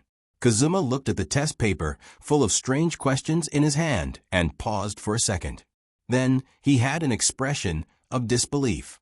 Obviously, the former team leader of the Rulon group couldn't imagine that his son was here to propose a marriage. Why did it suddenly become a scientific research test? The most important thing was that the questions written on the paper were all top-level problems in philosophy, mathematics, psychology, and other fields. Forget about Ryudo, who was just a high school student. Even a PhD professor who specialized in these things might not be able to answer them. Wasn't this deliberately making things difficult for people? What was even stranger was that the group of relatives and friends who came to watch the ceremony, such as first uncle, second uncle, third uncle, fourth aunt, fifth aunt, and so on, seemed to be able to understand the things on the examination papers. It was an eye-opener. Oh, isn't this the Sitapan conjecture?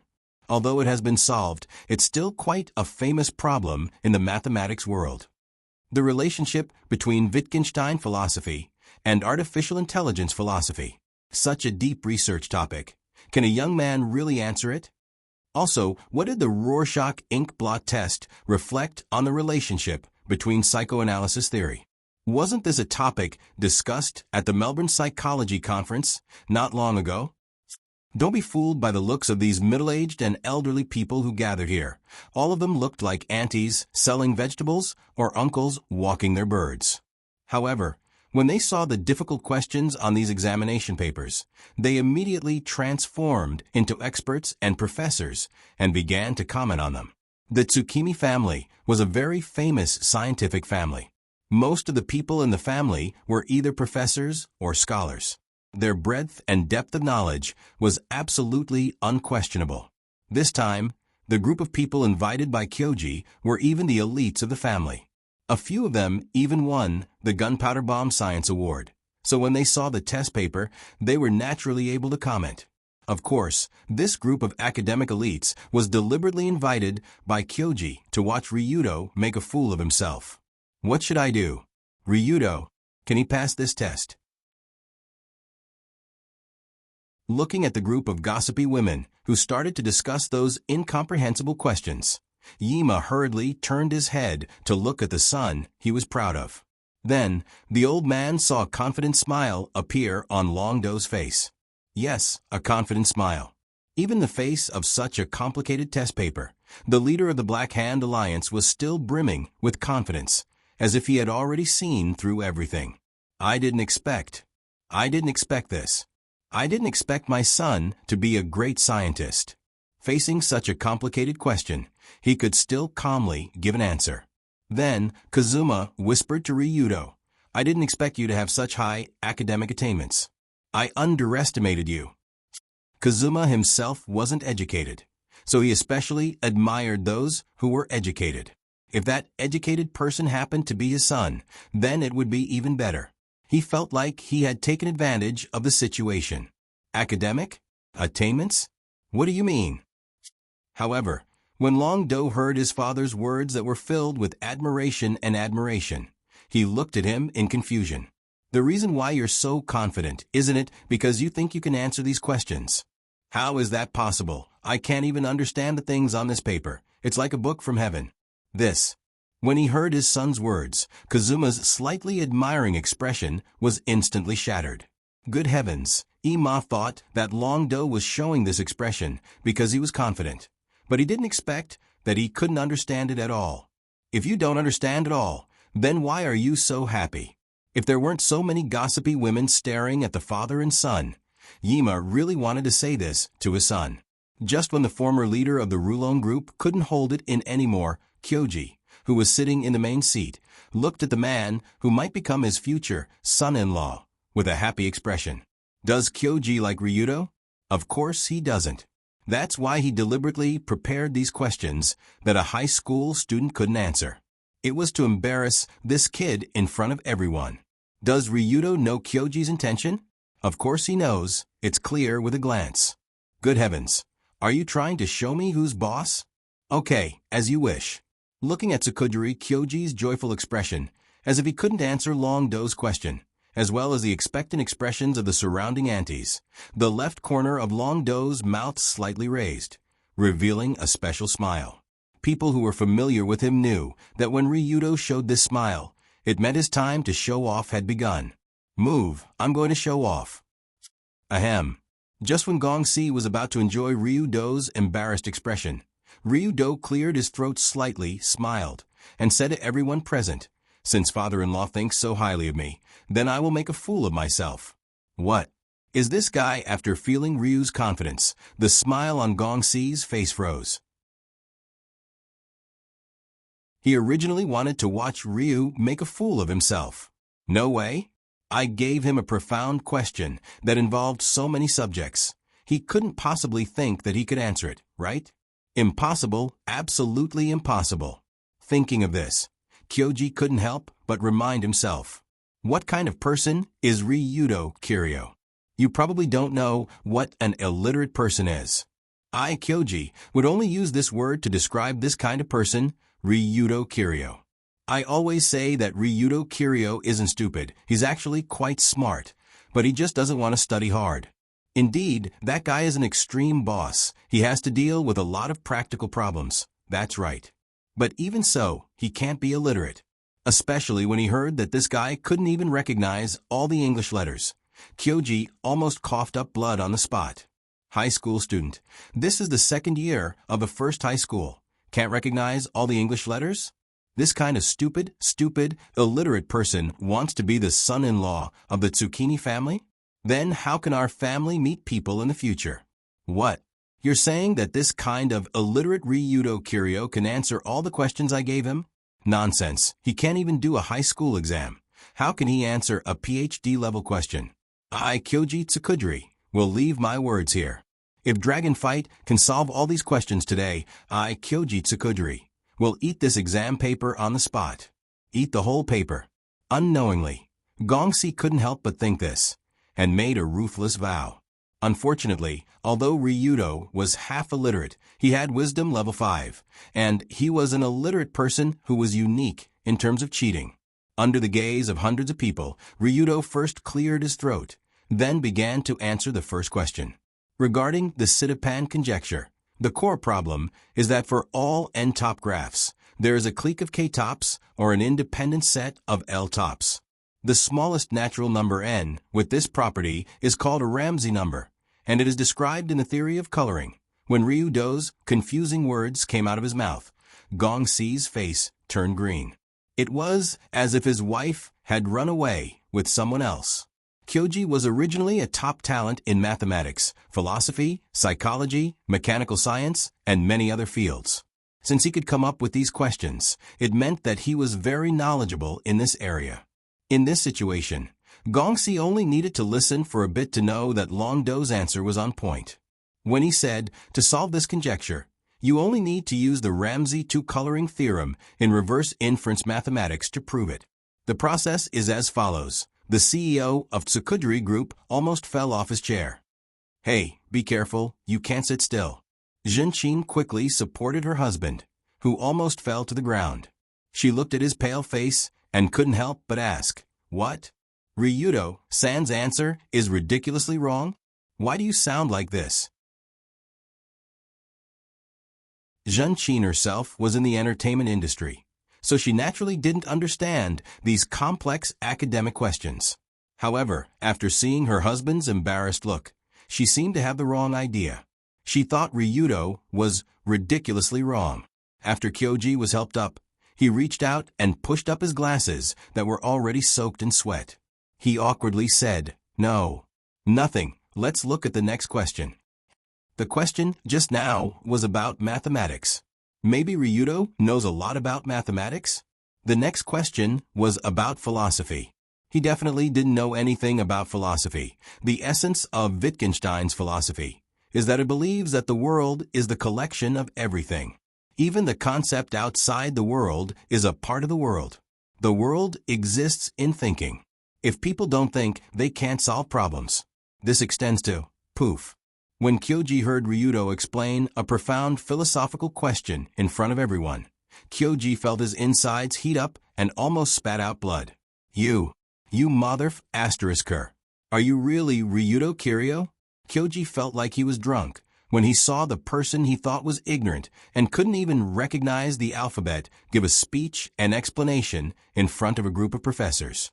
Especially when Ryudo easily solved the second, third, fourth, and even the last question, Kyoji fell to the ground like a pile of mud. He didn't even have the strength to speak. His eyes became empty, and his mind went blank. At the last moment, the only thing Kyoji thought about was, how should he swallow the test paper in his hand? Would it taste better if he dipped in ketchup?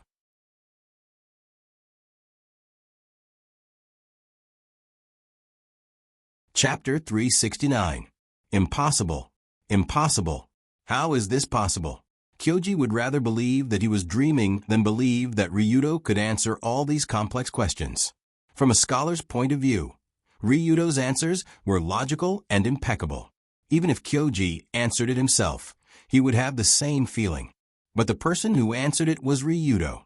It was the leader of the Rulon group, the incompetent hoodlum leader, Ryudo Kiryu. It was like you took a banana and hung it on the roof to entice a monkey. You wanted to see the monkey jump up and down. In the end, the monkey turned his head and revealed a mocking expression. With a leap, he soared into the sky and plucked the banana on the spot. He even wanted to eat it all in front of you before throwing the banana skin at your face. In short, When Ryudo passed all of his father-in-law's tests in such a dignified manner, a thunderous applause came from the main hall. Beautiful. To have such talent at such a young age. No wonder he's the son-in-law of the Tsukiji family. Who was the one who said that the Dragon Fighter Lord was ignorant and incompetent? Wasn't it Kyoji? Ha ha ha. It means that guy also has times when he makes a mistake. Maybe he didn't make a mistake. Maybe he was jealous because his daughter was snatched away, which led him to spout nonsense. For a moment, the Tsukiji family's intellectuals in the main hall applauded in admiration. They laughed and talked about the enemies between Ryudo and Kyoji. It had to be said that after learning that his daughter was pregnant, Kyoji did complain a lot about Ryudo to his relatives after he was drunk. Among them was that the guy was incompetent and was almost illiterate, which left a deep impression on many people. After all, the Tsukiji family was a family with a strong academic atmosphere. How could they allow an illiterate person in the family? That would be too shameful. But in fact, after seeing Longdo with their own eyes and hearing his explanation, almost all of his relatives were in awe of his talent. Look, this is only a 17-year-old young man. To have such an exaggerated amount of knowledge at such a young age, and to be able to adapt to the situation and use it flexibly, this kid will definitely become someone great in the future. However, just as a group of relatives surrounded the father and son duo and warmly congratulated them, the initiator of this farce, Tsukujiri Kyoji, gasped for breath while clutching his heart. Infuriating. Infuriating. Infuriating. If it wasn't for the fact that Gongsi was still young and his heart wasn't damaged, he might have been angered to death on the spot. That kid must have cheated. He must have cheated in some way. Otherwise, even if you beat me to death, I won't believe he has real knowledge in this area. But how did Ryudo cheat? Gongsi couldn't figure it out. After all, those questions were prepared on the spur of the moment, and there was no draft in advance. Naturally, there was no risk of the questions being leaked. Then how did Longdo memorize all the answers to the questions in just a few minutes after receiving the test paper? No matter what, this was something that was impossible, right? Humph, humph, humph. Can't figure it out? That's right. Sensing the incredulous gaze of his second father-in-law, Longdo, who was surrounded by enthusiastic aunts and aunts asking him when he would have his second child, third child, and fourth child, revealed a strange smile to Gongsi. Of course, Ryudo cheated. If he didn't cheat, how could he answer those questions? Then how did Ryudo cheat? He cheated with his life. In fact, this was the 5th time he saw the test paper. When he saw the test paper for the first time in the dragon battle, he knew that he would definitely not be able to answer all the questions. Therefore, he immediately used the excuse of going to the bathroom to contact Sensible. He told Sensible to search the internet for the answers as soon as possible. Fortunately, all the questions Kyoji chose were questions that had already been answered by the academic community. As long as he looked carefully, he would be able to find a similar thesis. After finding a part of the answers, Ryudo used the excuse of going to the bathroom for a long time. Therefore, he decided to kill himself and reopen the door. He came to the Suki no Suki and asked Sensible to help him find the answers again. After repeating this several times, Dragon's Fight finally collected all the answers in the book. With his extraordinary memory and LV5 wisdom, he quickly memorized and mastered everything in the book. In an instant, he became an ultimate academic master. Just like that, Kyoji's scheme failed. In this situation, where all his friends and family were present, he could only discuss the details of their children's marriage with Kazuma. This situation was quite humiliating for Kyoji. It was a day of humiliation. At this time, Ryudo, the initiator of Kyoji's humiliation, was led to the back of the house by his mother-in-law, Junchin, to the door of Yunyin's room. Okay. After bringing Ryudo here, Junchin smiled and said, "The tedious traditions are almost done. Next, I'll give you two some private time together." Since Ryudo decided to propose not long ago, Yunyin hadn't seen him for many days. The two missed each other. As a woman, Junchin naturally understood her daughter's thoughts. Therefore, she picked up the key card and opened the door. She quietly let Ryudo in. Speaking of Yunyan's room, Ryudo was very familiar with it. Back then, when he first came here, the things that happened were unforgettable. As for Longdo, it was also the first time he knew that senior sister Yunyan actually knew how to play. Cough, cough. Just thinking about that scene was unbearable. So, after opening the door, he slipped in stealthily and went in as quietly as possible. Because it was daytime, the lights in the room weren't turned on. However, the curtains were drawn tightly, causing the light in the room to be dim. Ryudo's shifty eyes slowly scanned the darkroom. Then, he saw many things that weren't placed here before. The large white oak table was scattered with all kinds of baby clothes of various sizes. These small clothes seemed to have been properly ironed with an iron. The clothes were embroidered and pasted with all kinds of patterns. They looked very beautiful. The originally ordinary windows had been replaced with large pieces of colored glass, and the walls were also redecorated with pink wallpaper. It looked colorful and rather cute. A large crib was next to Yunyan's bed. If Ryudo wasn't mistaken, there seemed to be an automatic rocking music and an electric drive system under the crib. It was like a small car. No way, right? It's only been 2 months? You've prepared everything so quickly? When he saw the exaggerated furnishings and objects in Yunyan's room, Ryudo really didn't know whether to laugh or cry. Indeed, since Yunyan was confirmed to be pregnant, the Tsuchikami family had been very nervous about her. That feeling was really like being afraid of falling when walking, being afraid of being pressed when sleeping, and even not letting Yunyan take a bath by herself. They had to arrange for several maids to serve her. Yunyan felt like she had become a useless person. She also complained, "It's only been 2 months, and they don't let me do this and that. If it's 5 or 6 months, won't I be unable to walk?" However, no matter how much Yunyan complained, the family's supervision of her didn't stop.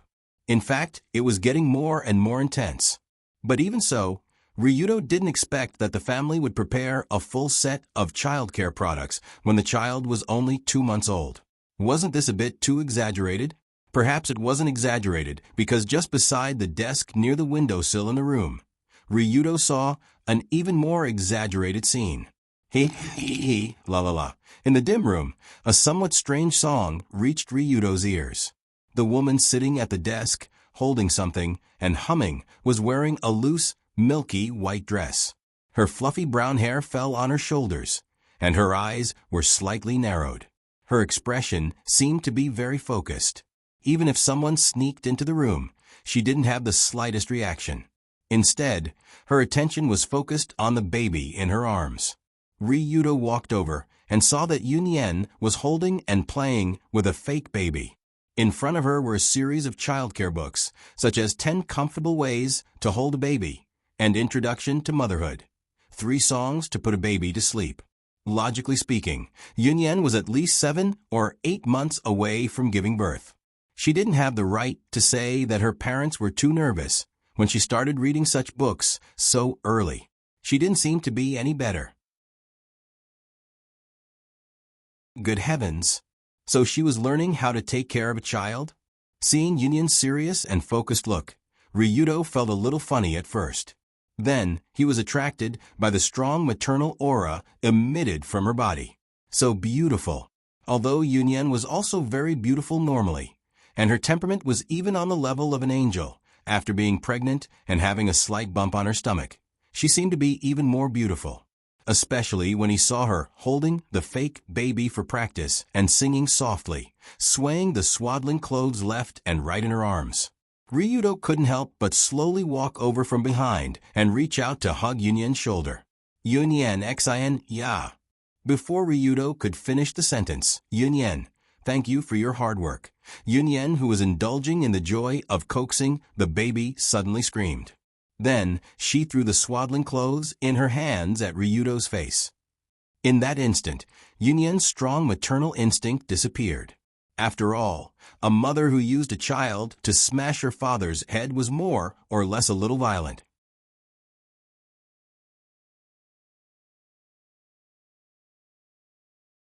Chapter 370. What, it turns out to be Ryudo. I'm very sorry. When Yun Yen finally came to her senses and realized that she had hit the child's father with her child, she hurriedly apologized and reached out to rub Long Do's forehead. Ryudo held her soft palm and smiled. What's wrong? Have you been practicing how to take care of the child at home recently? Isn't this a little too early? It's not early. Recently, my stomach seems to have bulged a little, and I always feel that he is moving around in my stomach. At this time, Yun Yen reached out and touched her belly that was still flat. In fact, there was no bulge at all, and said in a gentle tone. Of course, the belly of a 2-month pregnant woman generally didn't change much, and the thing in the belly wouldn't move around. It was all just Yun Yen's psychological effect. But Ryudo naturally wouldn't say such boring words. Instead, he hugged Yun Yen in his arms, and also reached out to touch the belly that was pregnant with his first child. And Yun Yen also leaned her head on her lover's shoulder, enjoying the peace of the two of them at this moment. In a dim room with various childcare products, the two men and women who were about to get married snuggled together, and the air was full of romance. However, because Yun Yen was now in a pregnant state, the intimacy between the two was only superficial. They separated after a little tenderness, so as not to affect the baby. By the way, my dad is outside discussing the details of the marriage with your parents. Do you have any suggestions in this regard?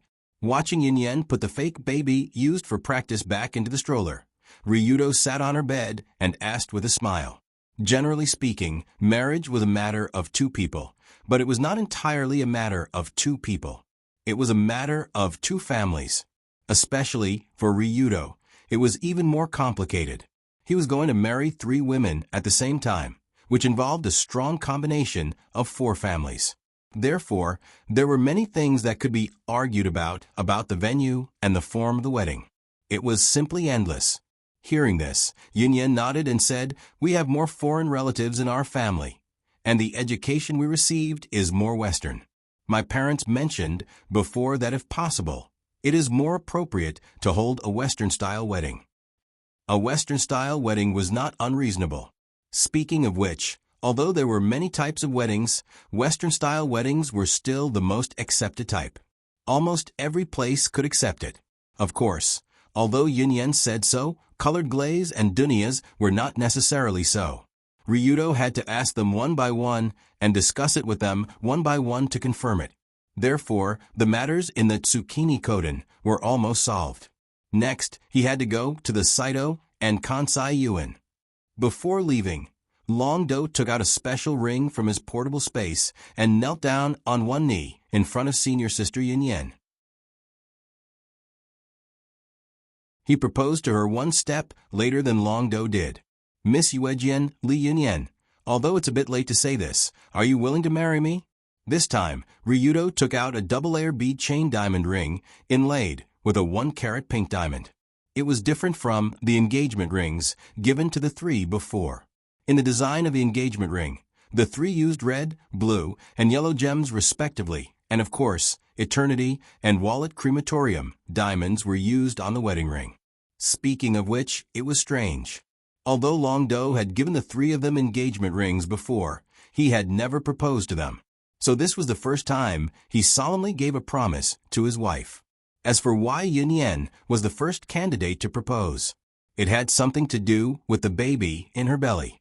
The mother of the baby still had some privileges. After seeing the ring, Yun Yen couldn't help but smile. Her clear eyes seemed to be smiling. "We're already an old couple. Why do you still want to do this?" However, she still held out her hand in a very ritualistic manner and nodded. "I do." As the diamond ring was personally put on Yun Yen's finger by Ryudo, the marriage proposal ceremony was completed. The next event was Ryudo taking his fiancée out to receive the celebration of his family and friends. After seeing the shiny diamond ring on Yun Yen's finger, many people gave the 2 their blessings. Even Kyoji, who was angry to the point of having a brain hemorrhage, could only sigh and admit the reality. After everyone had a lively dinner in the Tsukini Koden, Kazuma and Ryudo, the father and son, took the car home drunk. Those scientists, professors, and scholars were too good at drinking. On the way back, Ryudo couldn't help but think, After all, Ryudo's alcohol tolerance was really high. He was the one who usually accompanied Dunya to drink vodka. To be able to make such an old drunkard drunk, it was obvious how fierce those people were when it came to persuading people to drink. But no matter what, the Tsukini family's matter was settled. The marriage with Yun Yen had been finalized. They only needed to discuss some details. It was just that one family was finished, and there were still two more that hadn't started yet. This long road of marriage proposal was only 1/3 complete. So in the early morning of the second day, Ryudo, who was hungover, once again sat in Narukai's car with Kazuma and drove to the second family's residence, the Saito Hall. On the way to the Saito Hall, Kazuma reminded, "I once heard from Takashi that if someone wants to marry his daughter, he has to prove that he is a real man. So they should have another test. The test of the Saito Hall, as long as it's not about scientific research or academics, it's fine." Thinking of the exam paper that forced him to reopen 5 times yesterday, Ryudo still felt a little headache. After all, with so many academic papers, even if it was just memorizing and understanding them, it would take a lot of energy. But compared to the Tsukini family, the Saito family should be better. After all, they were a group of martial artists. The test of martial artists. At most, they would fight. With the current strength of Ryudo's fist and kick, he was almost invincible in the world. To put it bluntly, the entire Saito Hall might not be able to defeat him even if all the members came together. So for the so-called test of the Saito family, Ryudo basically didn't care much, until the father and son came to the gate of the Saito Hall and saw a long line of people standing at the gate to welcome them. Saito Hall was currently the largest martial arts organization in the country, and it was also the most famous martial arts club in the country. According to the statistics, the Saito Guild Hall had more than 20,000 apprentices in the Tokyo region alone. Their sphere of influence was simply ridiculously large, and the number of elite soldiers under them was innumerable. However, even so, Ryudo didn't expect that when their exclusive car of the Rulon group drove to the street, both sides of the street were already filled with rows of strong men in training clothes. That's right, they were on both sides of the street. Thousands of Saito Guild's apprentices lined up on both sides of the street like a guard of honor welcoming guests. It made Ryudo and Kazuma's car feel like they were surrounded by people from all directions when they drove past. How should this situation be described? Are they crazy? Because Yima had already told Wu Hong's old friend that he was going to propose marriage in the morning. So this matter must be arranged by Wu Hong's president. But who would find thousands of apprentices to line up on both sides of the street just to welcome their son-in-law to propose marriage? Isn't there something wrong with their brain, or they have nothing to do? Especially when they arrived at the entrance of the huge building of the Saito Guild Hall. The scene that appeared made the father and son even more dumbfounded. As the largest dojo in Tokyo, the main building of the Saito Guild Hall was naturally quite magnificent. It was a 9-story building with a wide area. Although the decoration was not luxurious, it was very rigid. There was even a tiger skin placed at the door, which looked very dignified.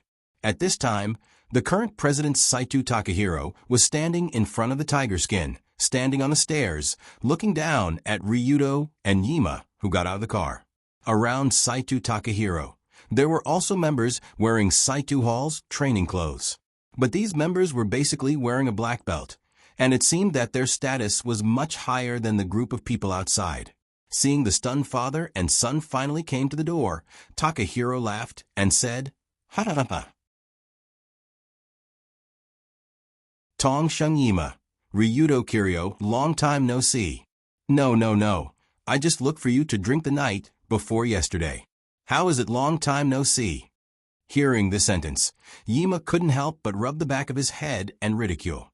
But Takahiro obviously didn't intend to answer him, and said, "However, if you want to be the son-in-law of my Saito family, it's not that simple. You have to accept a series of strict tests and prove that you are a real man." Whoa. A real man. A real man. A real man. Suddenly, the group of apprentices around Takahiro began to shout loudly. At first glance, the scene looked very imposing, but thinking about it carefully, it was very Chinibu. Long Do, on the other hand, had already expected this. He smiled and said, "Then what's the test like?" "Just say it, I don't care." Humph. After hearing Ryudo's tone, Takahiro coldly snorted and said, "Do you see this building? My daughter is waiting for you on the rooftop. So, as long as you can climb to the top of the building and see Dunya, you'll win. However, every floor of the building is filled with the strongest fighters of my Saito Guild, and you'll have to defeat 9 of them, originally." Takahiro wanted to say you have to defeat 9 opponents before you can go to the top of the building, but before he finished speaking, Ryudo's body directly jumped to the top of the doorpost on the first floor. "As long as I go to the top of the building, it's easy. Bye, I'll go first." Before the people downstairs could react, Long Do's figure madly rushed up the outside of the building under their stunned gazes.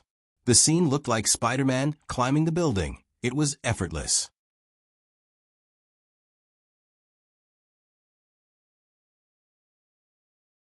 Chapter 371. What is this thing? Is he really a human? Looking at Ryudo's figure actually climbing and jumping from the outside of the vertical building, the group of Saito Guildhall's warriors below were all stunned. Especially Saito Takahiro, who proposed this tower climbing challenge. His mouth was wide open, like a fish out of water. It was quite a comical sight. No, I did ask you to climb the tower, but I didn't ask you to climb the tower like this. Originally, Saito Takahiro had expected the Ryujin duel to be like a challenge in a game, going up to the top floor of the Saito Guild Hall. Every floor they passed, they would encounter a powerful opponent. Although he might not be able to defeat the son-in-law of the Saito family after 9 matches, at least he would be able to create momentum, and the whole process would benefit the martial artist a lot.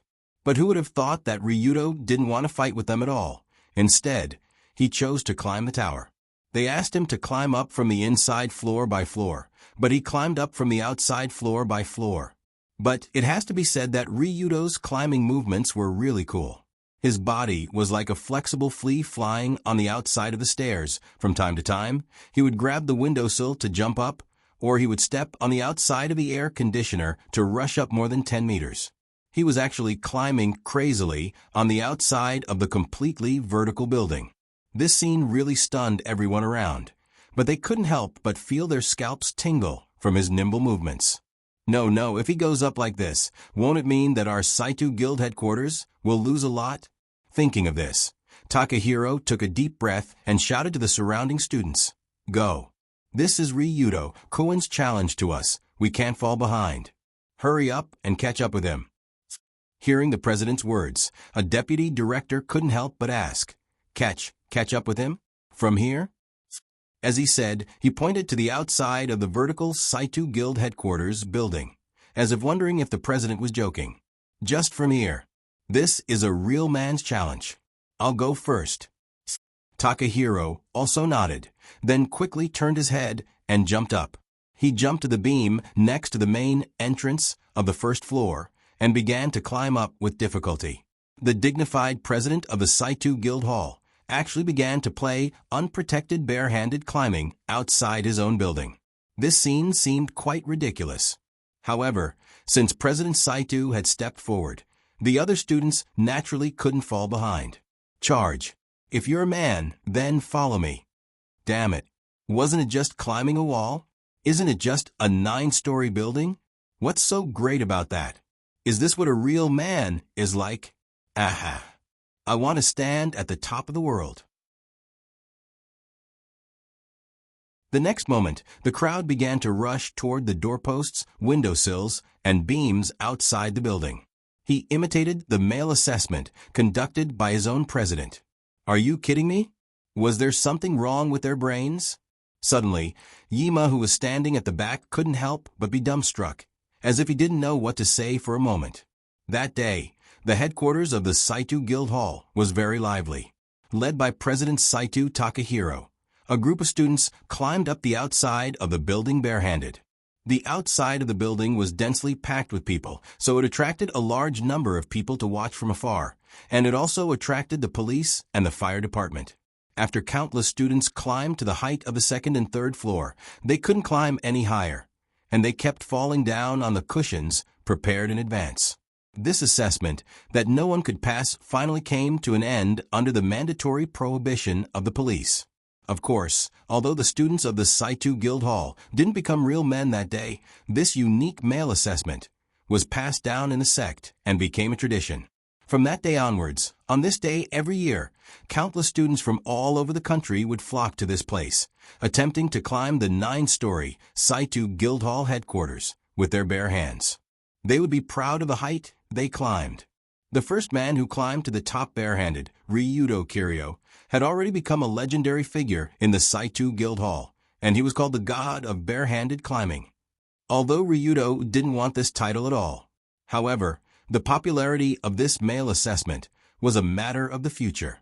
At this time, Ryudo was quickly jumping on the roof, climbing to the top of the building in the shortest time. Going up to the top of the 9-story building, the first thing that caught Ryudo's eyes was a huge open-air square, and in the center of the square was a huge ring. Yes, the ring was made of simple stone bricks, about 1 meter high, about 200 meters in length and width, and there were flags that symbolized the Saitu clan around the ring. There was no doubt that the meaning of the ring was for people to fight. However, the person sitting in the center of the ring wasn't a group of burly men in training clothes from the 9 floors below, but a petite young girl. This young girl had silver hair that was as pure and kind as the Milky Way. Her fair and translucent skin, coupled with her slightly tender appearance and delicate hands and feet, made her look like a large doll that made people want to love her tenderly. However, just when Ryudo stepped over there, the doll-like girl, Saitu Dunya, slowly opened her eyes. "You came? I have been waiting for you for a long time." She slowly opened her mouth, but her tone was full of fighting spirit that Ryudo didn't expect. Fighting spirit? Why does Dunya have such an aura? Logically speaking, Ryudo came here today to propose marriage, and Dunya of course knew about it. So why did she have such an attitude? But now Ryudo wasn't stupid, especially when he knew Dunya very well. He understood her meaning. So that's how it is. Is this the final test for me to propose this marriage? It's not the Saitu clan's test, but your test, Ryudo said as he walked toward the large ring on the top of the 9-floor building, and he casually took off the tie around his neck to prevent it from being a hindrance during the fight. This was a test, or rather, a challenge. This was Dunya's test for her future husband, and also a challenge for her future husband. Whoosh! Boom! The moment Ryudo walked onto the ring, Dunya's petite body suddenly floated into the air, and a pair of slender legs landed on the ring, and actually cracked the thick stone floor of the ring. Yes, this is my test, and also my challenge. I really want to know if the gap in our strength is as big as I imagined, so please allow me to be willful one last time. Dunya moved her front legs forward, squatted slightly, and raised her arms, and assumed a common fighting posture of the Saitu school of Paleo martial arts. For Dunya, as a martial artist, there were not many opponents in this world that she could find, and Ryudo was the target that she had been chasing ever since she started practicing martial arts. From the Emperor Hotel kidnapping case, to the 12 hours late-night pursuit, to the Chenmu Manor chaotic battle not long ago, Dunya had always been looking at Ryudo's back. Speaking of which, Dunya's martial arts were basically taught by Saitu Takahiro and Furamaki Sotaro. Ryudo did not teach her much, but Dunya had always treated him as her life mentor. After this short period of time, Dunya's strength could be said to have taken a qualitative leap, and had reached the true, inhuman level. But every time she saw Ryudo, she would think, if she and Ryudo were to go all out, who would win in the end? Therefore, taking advantage of the time when the other party came to propose marriage, before the two of them became husband and wife, Dunya decisively challenged her future husband. She wanted to be sure that her future husband's strength was above hers. Only by fulfilling this wish, Dunya could completely accept her new identity as Ryudo's wife. These things Dunya did not need to explain. When Ryudo saw her eyes, he already had a rough idea. So his response was very straightforward. "Come, let's fight to our heart's content." At this time, Ryudo also got into a serious stance, and adjusted his emotions to the peak of the battle. For a moment on the stage, the two of them just stood there without moving, their eyes fixed on each other, but the surrounding atmosphere had a qualitative change in an instant. Do-chi. The aura of the two of them seemed to have turned into an invisible do-chi, and the first wave of fierce confrontation in the air had already begun. The battle of aura was a very important part of the battle between experts. Whoever's aura was at a disadvantage, then the next move would be firmly suppressed by the other and fall into an initial disadvantage. At this time, Ryudo and Dunya, who were fighting, both of them were at the top of the world's martial artists, the peak of human physical fitness. This was a battle between two LV5 physique, extreme superhuman, a battle between the peak of human beings. Moreover, the two of them were proficient in different schools. If they really fought, there would be a lot of variables. Ryudo was best at Ancient 8 Extreme Fist and Bone-Twisting Dragon Hand. Dunya was best at Saito-style Paleo martial arts and Furamaki-style martial arts. But because Ryudo was also proficient in Furamaki-style martial arts, if they really fought, he would definitely have the absolute advantage. She had to disrupt his rhythm, or she would lose, without a doubt. In the next moment, when the two of them were evenly matched, Dunya's figure finally moved first. The girl's upper body did not move, but with an extremely gentle and graceful movement, she quickly slid forward on the ground. Her posture was like a swan playing in water, so light that it made people think that she was a fairy from a lake.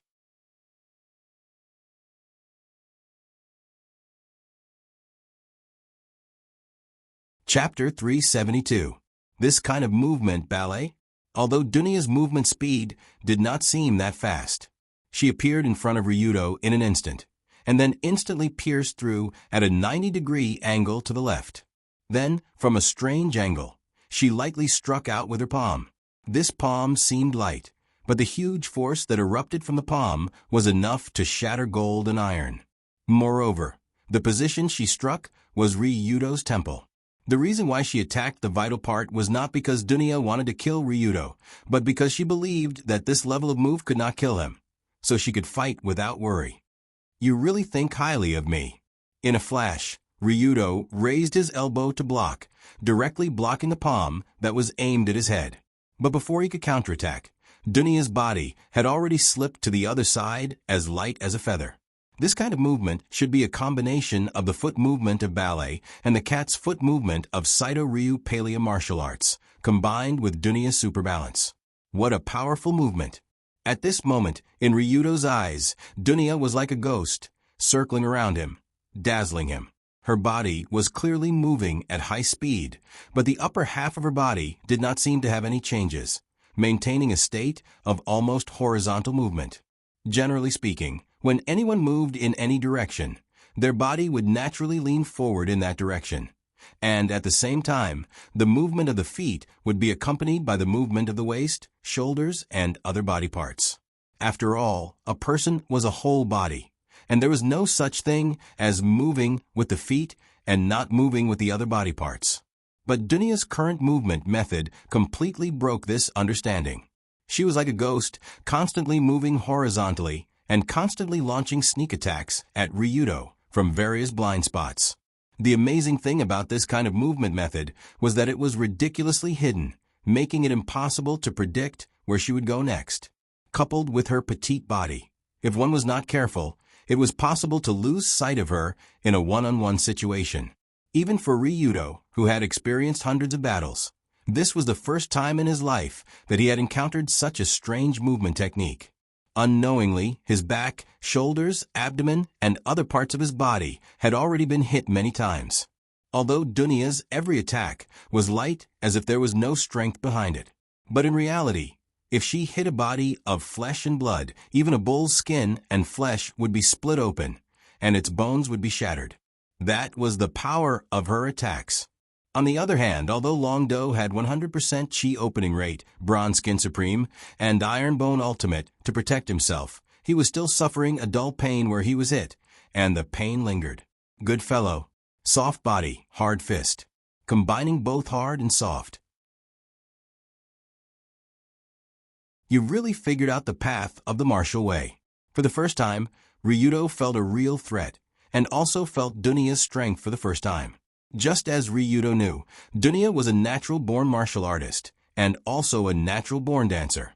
She inherited the strength of a martial artist from her father and mother respectively, and the flexibility of a ballet dancer.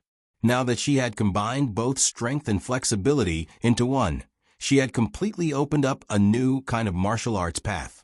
Her extremely nimble body movements, coupled with her strength that could destroy gold and stones, made people feel as if a ghost was holding a chainsaw in her hand, or a polar bear with wings on its back. He couldn't hit her, but he couldn't stand being hit. It was quite uncomfortable.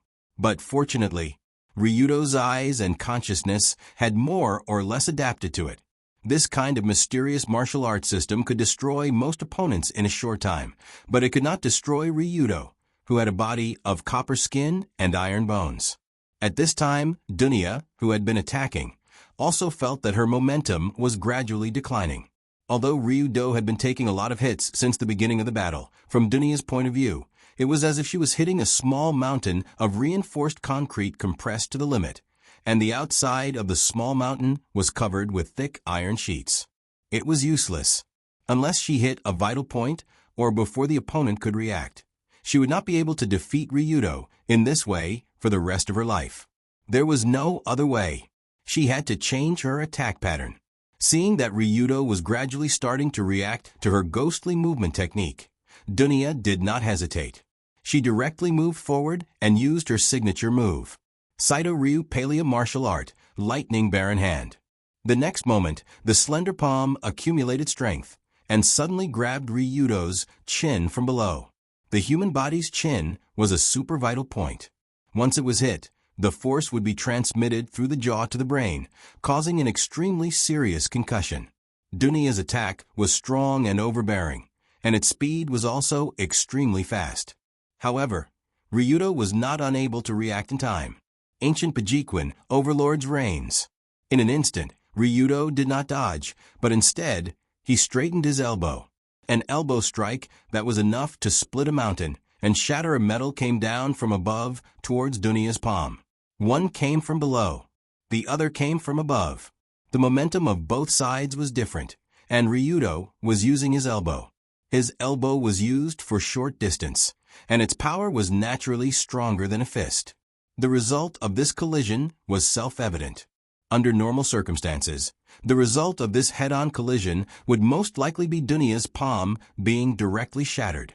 Although Ryudo had held back a certain amount of strength, he did not go all out. Boom! When both sides' elbows collided, the air at the collision point was like a balloon filled with air bursting. The surging airflow was squeezed and made an explosive sound. The scene was very terrifying. But what made Ryudo very surprised was that Dunya's palm was not shattered by his elbow. On the contrary, his elbow was actually bounced back by this palm. What? This is? At the moment when both sides collided, Ryudo only felt that Dunya's palm was like a spring full of inner strength. The slender palm was like a twisted rope that was released all of a sudden. The strong spring force suddenly blasted Ryudo's elbow away. This feeling was like taking the initiative to attack a spring that was ready to be released, and the feeling of being bounced back suddenly. Ryudo had let many people experience it before, because this extremely hardcore move was something that Ryudo had already mastered. Furumaki-style martial arts, profound meaning of the body, hard shock.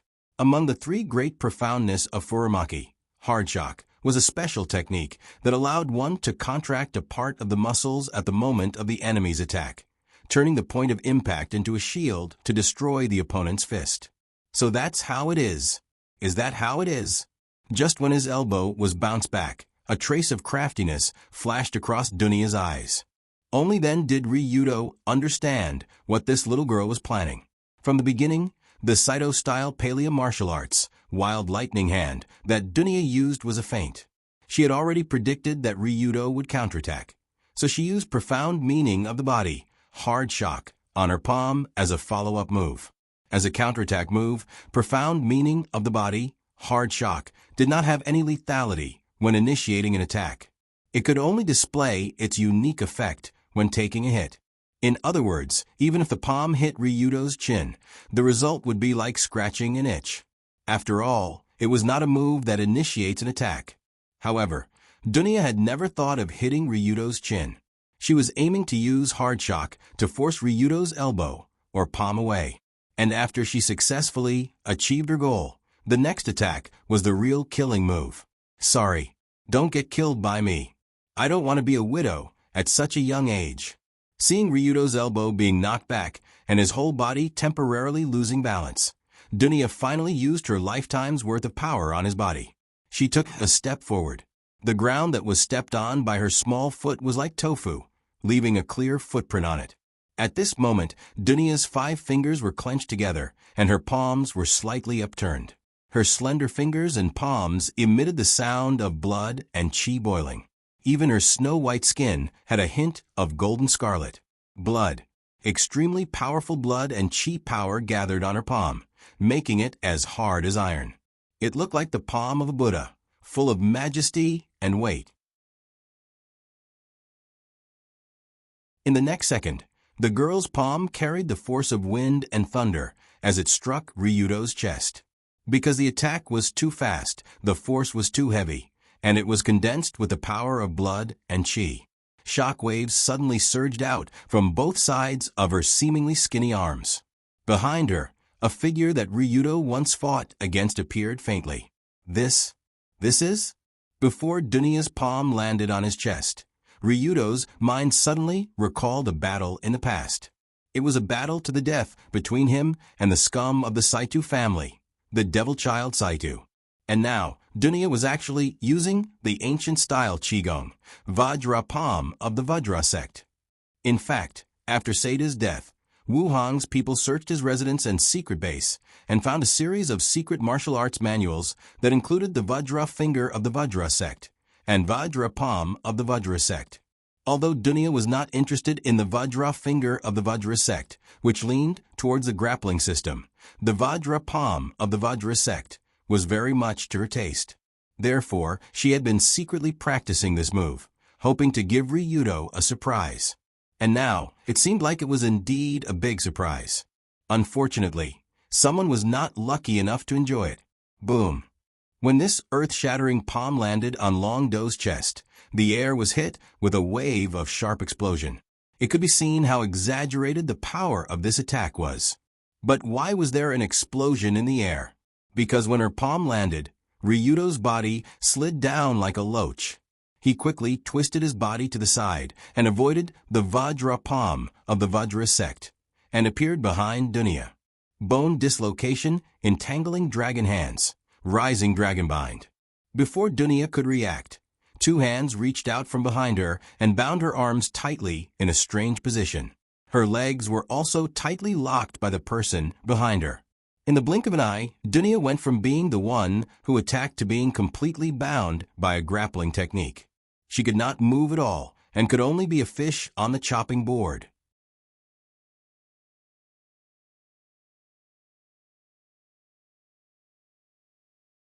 Chapter 373. At this moment, the two's bodies were stuck together with one in front and one behind. Ryudo was like a scoundrel who was about to commit violence. He single-handedly locked both of Dunya's arms behind her back. His right leg was like a python coiling around her straight and delicate legs. Then he pressed his chin against the girl's neck, directly locking down every part of her body. Such an exquisite grappling and locking technique was simply far beyond Dunya's expectations. For a moment, she felt like she was tightly coiled by a python.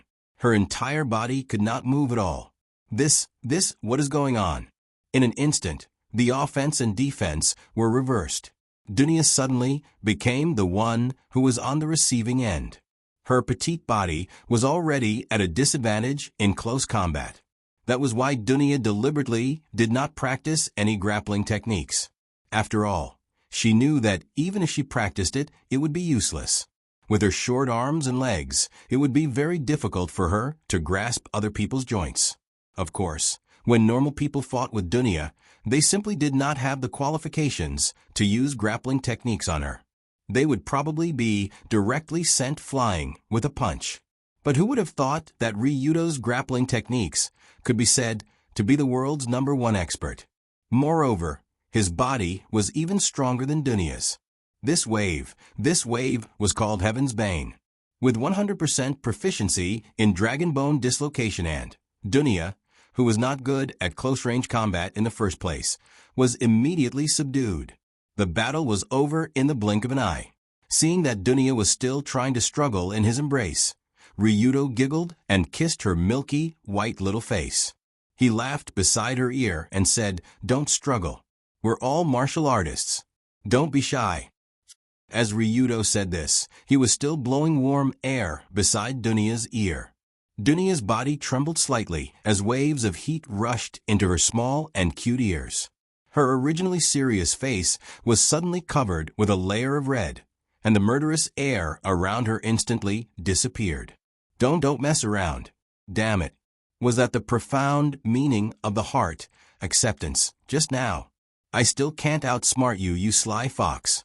Humph. Although Dunya's face was slightly red from the breath beside her ear, she thought for a moment and understood why she was so unlucky just now. In fact, before Dunya launched her Vajrapalm, Ryudo had already planned to use Receive Flow to dodge to the extreme. Also, the impact of hard hit shouldn't have been as big as it looked. Dunya schemed against Ryudo. She tried to shake off his arm and hit hard shock so that her big move could land on him. Ryudo also schemed against Dunya. He purposely exaggerated the impact of the hard shock to dodge the big move and circled behind her. Schemed against and got schemed against. It could only be said that although Dunya's ability to scheme in battle was very commendable, it was a pity that Ryudo was an expert in this field. How could Dunya's brain be as smart as a LVL 5 wisdom monster? After hearing Dunya's somewhat unconvinced moan, Ryudo laughed and said, "You're already small in stature. Every time you encounter an expert in grappling, you'll be in trouble. I don't want you to be hugged by others like this. Other people won't be as gentle as me." When he said the word gentle, Ryudo's free hand started to fly around like an agile airplane. From time to time, he would stop at the airport to tidy up the runway. At the same time, the curve of his mouth became wider and wider. Actually, recently Ryudo was more or less in a state of loneliness, especially yesterday, when he was in Union's room with her for a while. However, because it was a special period, he was unable to explore it. This caused him to have a stomach full of strange things. At this moment, Dunya delivered herself to his doorstep. Moreover, she was defeated by him. Therefore, she had to accept the punishment. Puff, puff, puff. If there was no soft and juicy peach to eat, the crisp and sweet plum was also good. Compared to the ripe peach, it was another flavor. Ryudo liked to eat fruits very much, especially peach, apple, and plum. Every time he ate it, he would never get tired of it. The unique fragrance and soft and crisp texture were really satisfying. After feeling the wonderful atmosphere, Dunya's pretty face changed, and she quickly said, "Wait, this is the roof of my house. Don't do it here." Speaking of which, Dunya didn't have any opinion about Ryudo's behavior of eating plum. She even liked it. The problem was that the timing here was not right. The two were now in the Saito Guildhall headquarters. Although it was a quiet top floor with no people, this place was open air. It was like using the sky as a blanket and fighting in the wild. Moreover, the bottom floor of this building was crowded with people. Thousands of Guildhall students were also training hard on each floor. Below, there were also people like Wu Hong and Kazuma who were rushing up. They could arrive here at any time. In this situation, Ryudo was actually interested. This made Dunya's face redder. Moreover, she also began to struggle violently, trying to twist this guy's rising dragon bind. Of course, Dunya's movements didn't help the situation at all. On the contrary, it made Ryudo's appetite even more. He wanted to taste the crisp and sweet plum that he hadn't tasted for a long time. However, just as Dunya thought, she and Ryudo had been fighting on this roof for a while. Below, including Wu Hong and Kazuma, people should have reacted and went upstairs. Therefore, just when Ryudo was pulling Dunya step by step into the abyss of hell and was preparing to eat, there was a burst of urgent footsteps from the stairs not far away. Wu, they're here. Let me tidy up, don't. Just when Dunya wanted to hurriedly stand up from the ground to tidy up and run, Ryudo hugged her and rushed with lightning speed to the side of a storeroom at the corner of the roof. This storeroom was a place that Ryudo already had his eyes on. The door here was locked from the outside with a simple lock. First, he stuffed Dunya into the storeroom through the small ventilation window. Then, he slid in like a loach. The advantage of doing this was that when the two entered the storeroom from the outside, it still looked like the storeroom was locked from the outside. No one would expect that there would be two busy people hiding inside. Busy, they were really busy. They were so busy that their mouths were watering, their chests were stuffy, and their bodies were sweating. Just when the two people in the storeroom were busy with their survival plan and had no time to care about others, the door to the 9th floor of the building was pushed open from the outside. Wu Hong and Ikima brought a group of people and rushed up. Looking carefully, Wu Hong's body was covered in dust and injuries. It was obvious that the man's trial just now really made the current president suffer a lot. But after announcing his failure, Wu Hong hurriedly rushed to the roof. After all, he knew that his daughter Dunya was going to challenge his future son-in-law Ryudo. Such a big show, how could Wu Hong miss it? Of course, he had to see how exaggerated his son-in-law's strength was. Otherwise, he wouldn't be able to brag in the future. But when Wu Hong brought a group of people to see how his daughter and son-in-law were going to compete, they were greeted with an empty arena and some faint traces of battle on the arena. Whoosh! A cold wind blew, making people shiver. Where is everyone? That's it? Don't tell me it's over so soon? Seeing that there was no one on the arena, Wu Hong couldn't help but frown. But even if the two people over there had already competed, where were they now? Wu Hong looked around. The spacious Saito Guildhall headquarters rooftop area didn't have the two familiar figures. The few warehouses, living rooms, and temporary rooms that could hide people were all locked from the outside. The locks were still hanging properly. It seems that they have left. After finding that there was no sign of his son and daughter-in-law, Ikima came to his old friend and patted him on the shoulder. Sigh. Suddenly, Wu Hong had to sigh and said, "It's really a mistake. If I had known this, I wouldn't have done that man's trial. I missed a great battle." Wu Hong was also a top martial artist. From the residual momentum and traces on the arena, it was not difficult for him to imagine how fierce the fight between his daughter and son-in-law was not long ago. Such a fierce battle. As a martial artist, he naturally wanted to see it with his own eyes. After watching it, he would benefit a lot. But since Dunya and Ryudo had already finished, Wu Hong and Ikima had to go downstairs to the living room to discuss the details of the two children's marriage. As for the storeroom that was locked from the outside, no one thought that someone had entered it. What kind of great battle happened in it? Only heaven, earth, Ryudo, and Dunya knew. 2 hours later, the sun had completely risen, and the roof of the Saito Guildhall headquarters was illuminated. Kacha. The lock outside the storeroom was shaken by a hand in the room, and it directly shook into two halves and fell to the ground. The door opened, and Ryudo walked out with a satisfied expression. Beside him was Dunya, who was wearing an exquisite rose gold ring inlaid with diamonds. Her face was flushed, and there were faint sweat stains on her forehead. Within 2 hours, it was unknown what kind of competition the two of them had in the room. Perhaps it was a competition of inner strength, or perhaps it was a competition of physical strength, or perhaps it was a competition of speed, or perhaps it was a competition of tenacity. In short, this fight was much more difficult than the previous fight in the ring.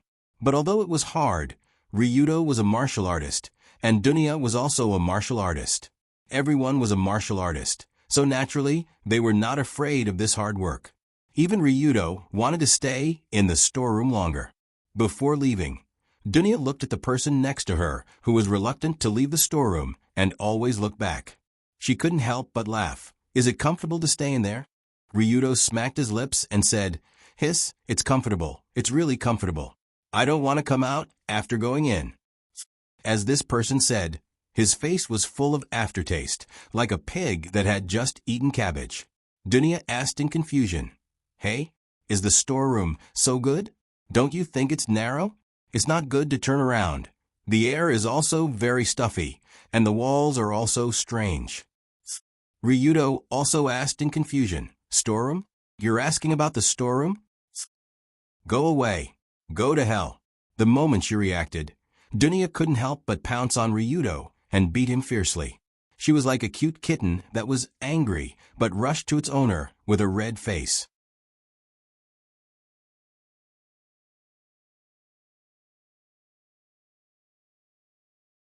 Chapter 374. That night, when Ryudo and Kazuma returned home in the starry night, it was almost early in the morning. How should they put it? In short, discussing the details of this wedding was much more tiring than they had imagined. According to Saito Takahiro and other members of the hall, the wedding should be carried out according to the traditional Japanese wedding. After all, the Saito family was an ancient family with a long tradition. It was not strange for them to make such a request. But the problem was that Dunya suddenly appeared after knowing about it. She directly rejected the family's proposal and asked Ryudo to marry her in a Russian wedding. In Dunya's words, when she went to Moscow with her mother, Ovila, to attend other people's wedding, Ovila looked at the Russian wedding dress on the bride and said with a smile that she wanted to see her daughter wearing such a dress. Although Ovila was no longer around, Dunya still had to fulfill her mother's last wish, which was to hold a wedding where she could wear a Russian wedding dress. Of course, Dunya's proposal in the traditional and old-fashioned Saito family was naturally impossible to pass. How could the ancient Saito family allow their eldest daughter to marry in the northern Russian wedding ceremony? Therefore, the family members who heard this broke out violent resistance until they were suppressed by Dunya alone. It was too scary. The scene at that time was really scary. At that time, Ryudo and Kazuma were sitting in the VIP seats, watching the eldest daughter of the Saito family go crazy in public, and beat up the relatives who did not agree to hold a Russian wedding one by one. Most of the relatives of the Saito family were martial artists, and they were all famous in the martial arts world. They were very powerful martial artists. But such a group of martial artists were like paper in front of Dunya, and no one could even block her punch. Amidst the noisy crowd, Dunya was like an elephant that had rushed into a crowd of people. A casual punch from her could send people flying more than 10 meters away, and she even knocked down several people in the air. It was like watching an action movie. But it was also a matter of course. Although Ryudo suffered a lot of punches from Dunya when he fought with her, this silver violent bear's punch was not something that ordinary creatures could take. It was easy to break bones with one punch. At least 50 or 60 people were beaten until their limbs were broken, and even the ambulance was called. Dunya stood on the podium and shouted to the crowd below, "You guys, if you don't agree, this young lady will break all your legs. Then I will sever the relationship with you. Do you agree or not?" Yes. Agree. Strongly agree. Suddenly, the relatives with bruises on their faces under the stage nodded quickly. They raised their hands faster than anyone else, which was the essence of France. What a joke, don't agree. If they didn't agree, wouldn't they be courting death? She really had the heart to break their legs, and it would be considered as her loss if they lost even 1 point. So when everyone saw the power of their young lady, no one dared to say a word to her at this time. They could only helplessly agree to Dunya's proposal of a Russian-style wedding. This was also something that couldn't be helped. After all, the Saito Guild had always respected strength. In the past, Saito was so arrogant and overbearing, but he could have such a high status in the family because his fist was big enough and his strength was strong enough. Now that Dunya's strength had surpassed Seida's, coupled with her violent personality, even Wu Hong didn't dare to say anything to his daughter, lest he be punched to the ceiling and never come back down. However, after seeing today's scene, where the marriage proposal scene turned into a gang fight scene, Itsuma couldn't help but remind on the way back, Dunya's personality is more or less. You have to be careful in the future. Itsuma was also considering his son's face. He didn't say the words more or less violent, but his meaning was more or less like that. After all, no matter who it was, after seeing such a daughter-in-law who beat up 50 to 60 relatives on the spot, they couldn't help but feel secretly frightened. Fortunately, Itsuma was used to seeing the world, otherwise, he might have fainted on the spot. But Ryudo shook his head, smiled, and said, "It's okay, she's only fierce to outsiders, but she's very kind to me." That's the best. Although Ryudo didn't have any special reaction to Dunya's fierceness, Itsuma still had some lingering fear in his heart. It had to be said that among the 3 daughters-in-law, the one that Itsuma didn't have to worry about the most was still the little girl from Kamiyoshi, Colored Glaze. After all, Colored Glaze was born in the strict Kamiyoshi clan since young. Not only was she well educated, she was also meticulous in her thinking, and she was also quite outstanding in terms of etiquette. So she wouldn't do something like beating up relatives in public. So, compared to Yunyan, who loved excitement and was rebellious, and Dunya, who was like a panda turned into a spirit, Itsuma still valued Colored Glaze more as his daughter-in-law. In the future, when Ryudo's side settled down, he would definitely let Colored Glaze take care of things, while Yunyan and Dunya would still be in charge of taking care of the children, and the other would be in charge of fighting. Before resting that night, Itsuma couldn't help but let out a deep sigh of relief. The past 2 days of going to Tsukuminari Villa and Saito Guildhall headquarters were simply too tiring. But fortunately, tomorrow's Kamishiro Imperial Garden would be the last stop. As long as he settled the matters with the Kamiyoshi clan, Itsuma would be able to free himself. Besides, compared to the Tsukuminari family and the Saito family, which were 2 strange families with 1 scholar and 1 warrior, the Kamiyoshi clan should be easier to deal with, right?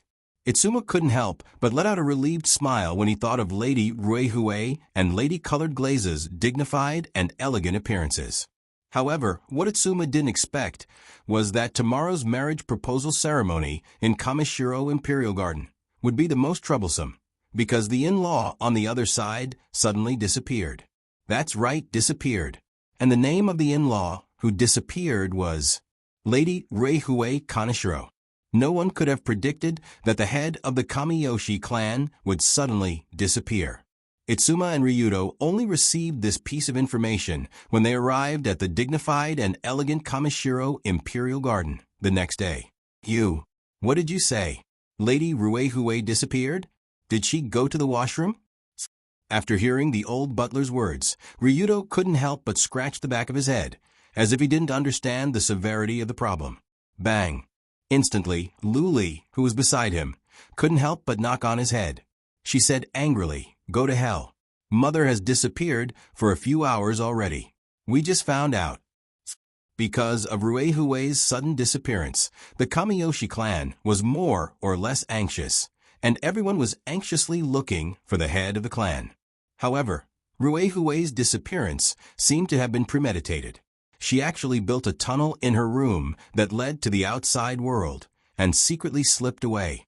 Coincidentally, it was the same day that Ryudo and his son came to propose marriage. Now that the in-law's mother suddenly ran away, the father and son who came to propose marriage were stunned. It was also thanks to a gentle-looking woman who looked similar to Ruehue and Colored Glaze that the father and son didn't continue to stay in front of the Kamishiro Imperial Garden like statues. "Sorry, the family is in chaos right now. Please forgive me for not being a good host." After the father and son were welcomed in, the woman who looked slightly younger than Ruehue and slightly older than Colored Glaze, the current head of the Kamiyoshi clan, Jinyan Kaneshiro, said to the two with a bitter smile. Speaking of which, this was Ryudo's first time meeting the head of the Kamiyoshi clan, who was also the last Zaiwang of the Kamiyoshi clan. Jinyan Kaneshiro was Ruehue Kaneshiro's younger sister, Colored Glaze's aunt. She was also the one who was imprisoned in the Tenzai Shrine as a Zaiwang not long ago, and was also the one who was imprisoned as a living sacrifice. Normally, Jingyan Kaneshiro still had about half a year before she could be released from the Tenzai Shrine, until Colored Glaze turned 18 and went to the Tenzai Shrine to take over her position. The reason why Jingyan had been released half a year earlier was because her position as the House King had been completely abolished some time ago.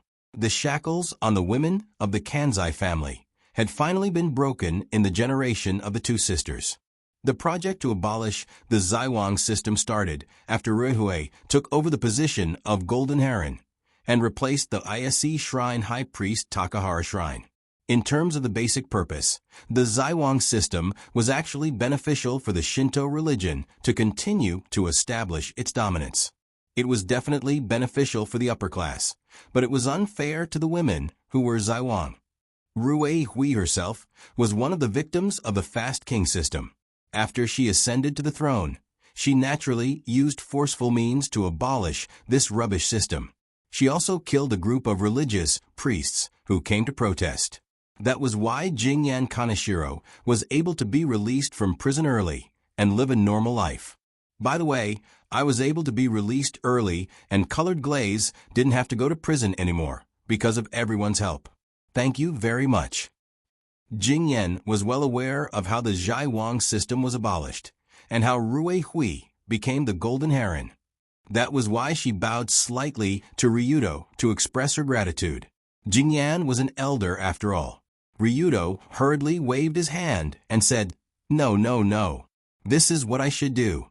But no matter how you look at it, it did shorten my term of office a little. Although this situation is not fair to my sister. Unfair to sister? Lady Ruihui? Yeah. Sister is the last Zaiwang of the Kamiyoshi clan to complete her term. I'm sure she had mixed feelings when she saw Colored Glaze preparing to get married.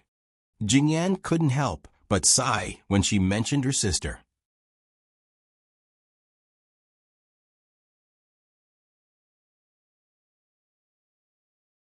Chapter 375. Although Ruihui and Jingyan were sisters, Jingyan didn't really understand her sister. After all, there was a huge age gap between the two sisters, and they had only lived together for a short period of time. In the past few years, either Ruihui or Jingyan had been locked up in the Tenzai Shrine.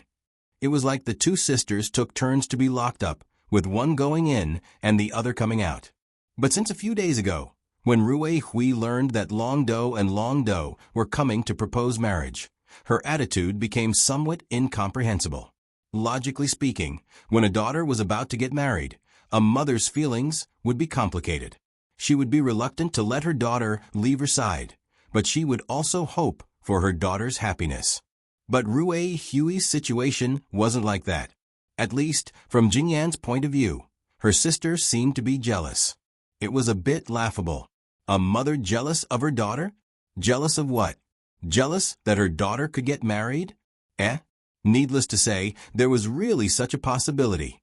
It wasn't that Jingyan didn't understand this feeling. After all, it was extremely difficult for a Kanzai family's daughter to get married in a normal way. It could be said that it was basically impossible. In the past few years, there weren't many women in the family who got married properly. Most of them would just find a random man to mate with and give birth to a few more daughters. Only women could inherit the position of Tenzai Shrine. Only by inheriting the position would the family have status. These rules were so strict that even a capable woman like Ruihui could not escape this fate. She could only be locked up alive for 20 years before being released. Furthermore, after being released, she was ordered to immediately find someone to breed with. Looking at it from this perspective, Jingyan could understand her older sister's feelings. It truly wasn't easy to marry someone you liked, especially in a trash family like the Kanzaki family. Of course, being jealous of her own daughter was a bit too much. So when Ryudo asked, where might Madame Ruihui have run off to, Jingyan was also too embarrassed to say that her sister might have run away because she was jealous that her daughter had married well. She felt that it would bring shame to the Kamiyoshi family and even make their ancestors crawl out of their graves in anger. However, Since he couldn't get an answer from Jing Yen, and colored glaze was also confused. Ryudo could only think of a way to find it himself. After all, if Rue Hui wasn't there, then the marriage proposal ceremony wouldn't be able to proceed. So Kazuma and Ryudo could only sit and wait in the Kamishiro Imperial Garden, which was quite awkward. But where would Rue Hui go? In Ryudo's opinion, if it was a place that was easy to guess, then the group of guardian ninjas would have found it long ago, and Ryudo wouldn't have to look for it himself. In other words, Rue Hui's current location was definitely a place that no one could easily guess. A place where Madame Rue Hui could be. Generally speaking, a beauty like her would not wander around the streets, otherwise, she would have been discovered long ago. But if she wasn't on the streets, could it be? Suddenly, Ryudo seemed to have thought of two places where Rue Hui might be.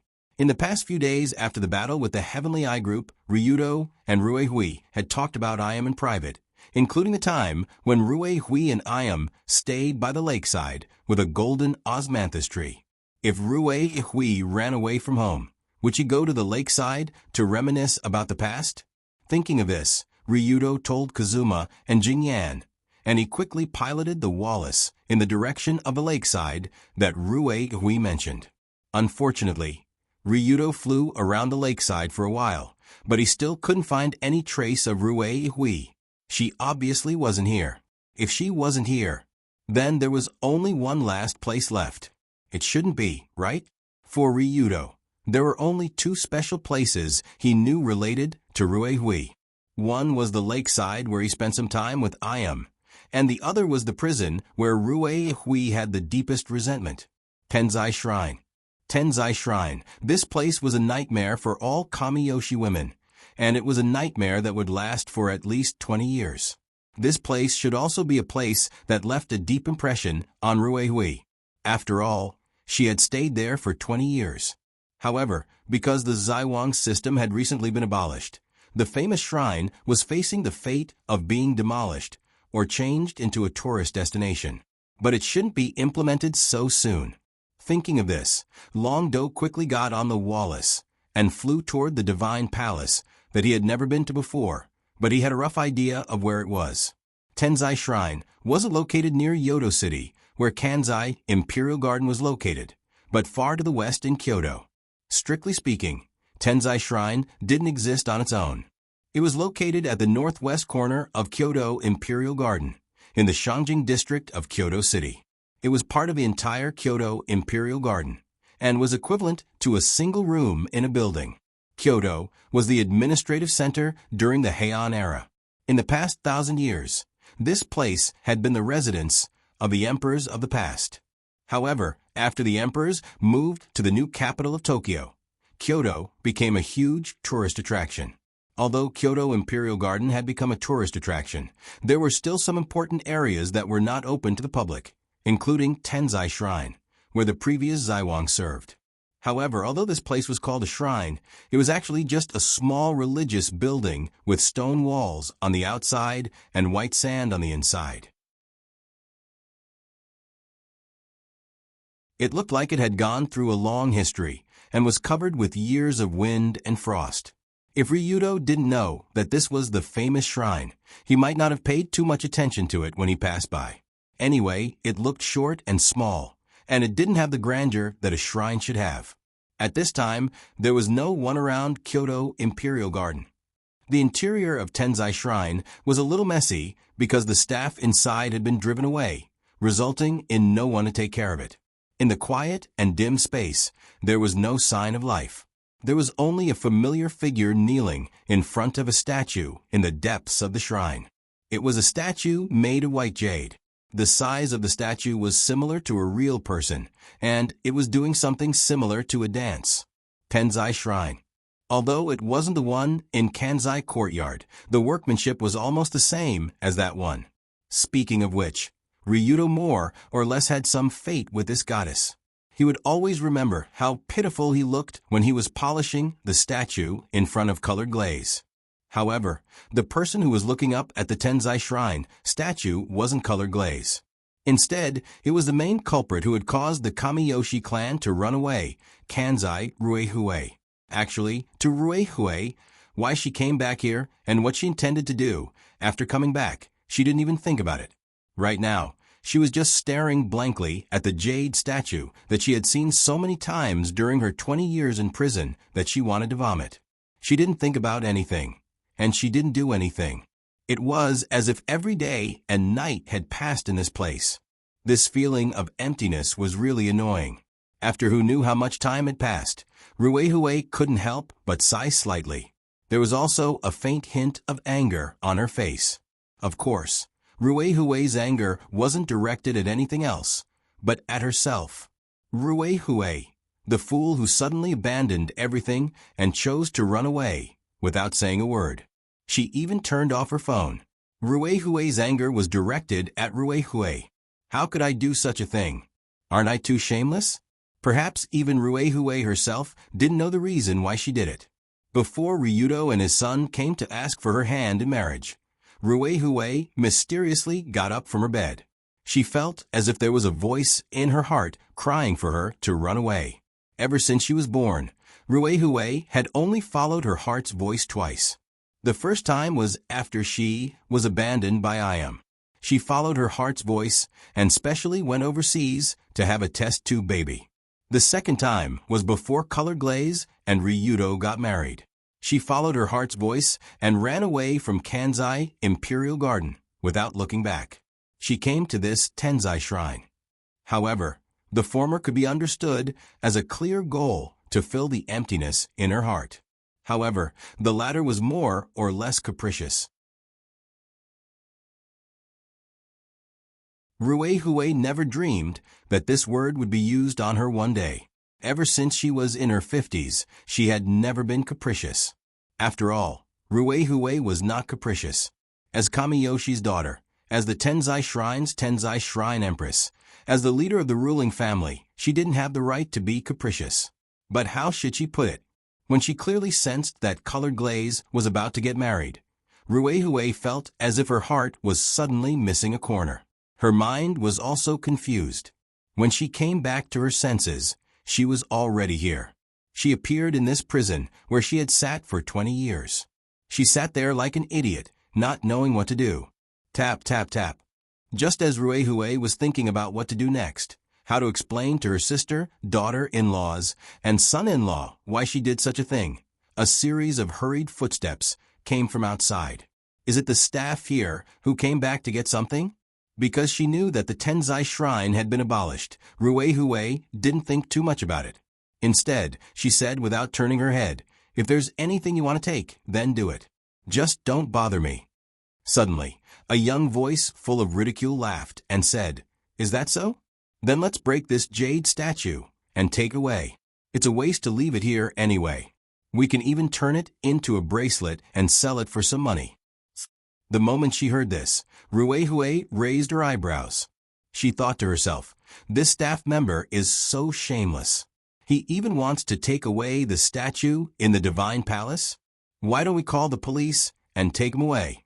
But then, her slightly turbid pupils suddenly widened. Obviously, she recognized the identity of this shameless fellow from this familiar voice. Thus, Ruehue hurriedly turned her head to take a look and saw Longdo's familiar figure walking over with a strange smile. This caused the former Tenzai king to be stunned. After all, although Ruehue didn't expect someone to find her, she didn't expect this person to be Ryudo.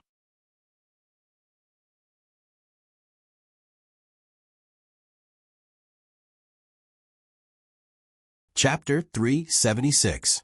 After entering the depths of the palace, he saw Ruehue's surprised face. Longdo, on the other hand, unceremoniously sat down beside her and also raised his head to look at the statue of Heavenly Charms. "I'm guessing you didn't come here because you missed the past, right?" After looking at it for a second, Ryudo asked in a relaxed tone. Although he didn't know why Ruehue came here, Ryudo didn't need to look to know that she didn't like this kind of place. What Tianjai Divine Palace? What Tianjai King?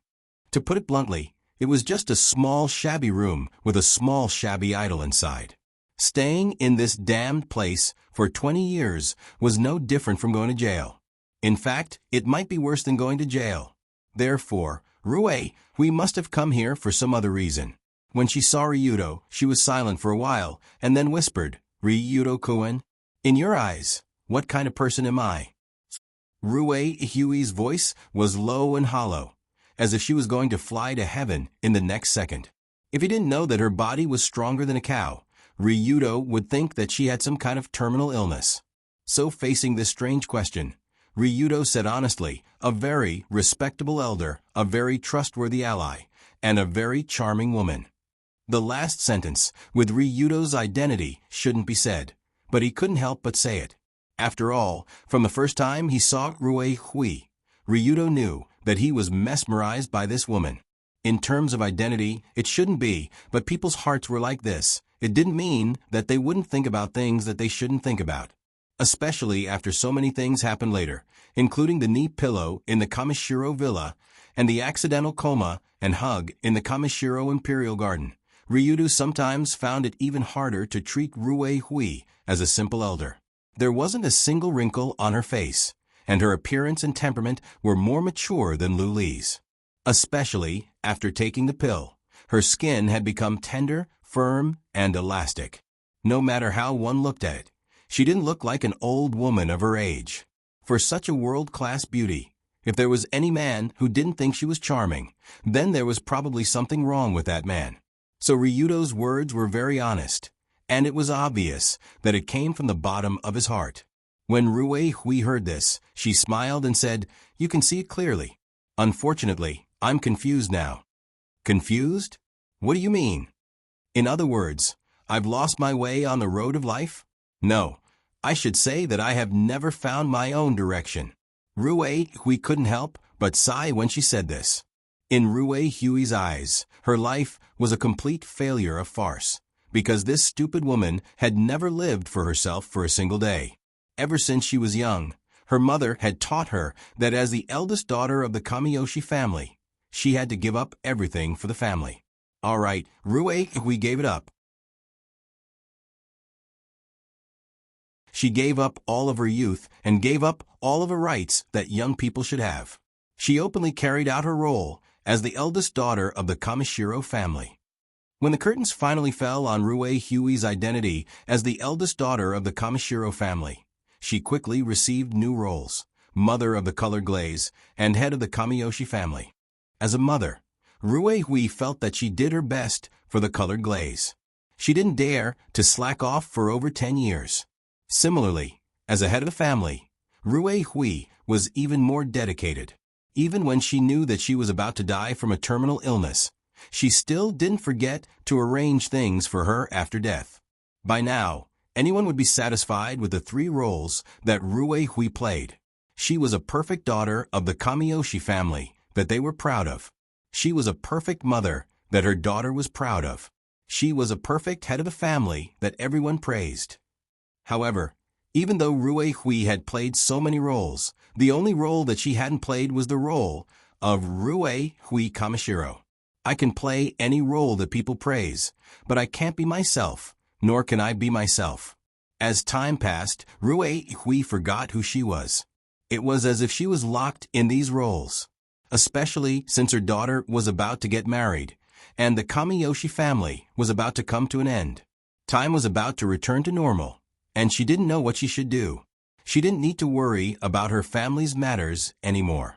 She also didn't need to worry about her daughter's matters anymore. Then what else could Rue Hui worry about in the future? What else did she want to do? Nothing at all. Rue Hui was going to live a boring life of eating and waiting for death. Only now did Rue Hui realize that she was just like a Kamiyoshi puppet. She seemed to be well dressed, but she didn't have a soul of her own. Rue Hui couldn't help but smile wryly at this point. It sounds ridiculous, doesn't it? Rue Hui Kamishiro, who usually acts so wise and calm, actually has such strange thoughts. Although Rue Hui said that, Ryudo didn't think that it was ridiculous at all. Instead, he felt that this woman in front of him was rather pitiful. Indeed, it wasn't just Rue Hui who had forgotten who she was. Even Ryudo and Colored Glaze didn't think about probing into her inner thoughts. After all, in the eyes of Colored Glaze and Ryudo, Rue Hui was a perfect mother and elder. As for other things, they didn't need to, and they wouldn't. But if even her closest daughter and son-in-law didn't want to probe into her inner thoughts, then who else in the world would?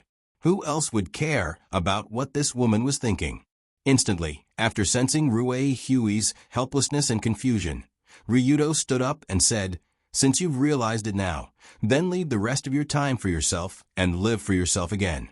It's a good thing." Live for myself again? Hearing this, Rue Hui also stood up and said, "How? Live for myself again?" In fact, from a physical point of view, Rue Hui had already been reborn. After all, the pill she had taken before had the ability to change her body and cleanse her marrow. It directly pulled her body back to the age of a teenager. But rebirth didn't just depend on physical age. It also had to be changed psychologically. So Ryudo reached out and touched his chin and asked, "Actually, you've stayed in this broken god palace for so long. Didn't you think of anything fun?" "I just wanted to leave as soon as possible. How could I care about whether it was fun or not? Is that so? Then try it now. The fun of life is everywhere. It just depends on whether you know how to find it or not." Speaking of this, Ryudo looked at the heavenly concubine statue in front of him, and a trace of nostalgia flashed in his eyes. He then went to the side, found a sharp sacrificial instrument from the messy sacrificial altar, and pulled Rue Hui's wrist to the front of the jade statue. Hiss. The moment Ryudo casually pulled her hand, Rue Hui couldn't help but feel her heart skip a beat. Although he only pulled her wrist and didn't hold hands like a couple, this degree of contact was enough to make her feel confused. This was nothing. It was just a gesture of intimacy between a junior and an elder. There was nothing special about it. Seeing that Ryudo didn't have any special expression, Rue Hui could only comfort herself like this in her heart. But in the next moment, Ryudo put the sharp sacrificial instrument in Rue Hui's hand, held her wrist, and raised it to the face of the heavenly concubine statue. He smiled and said, "Come, try to draw a little turtle on this thing's face." Huh?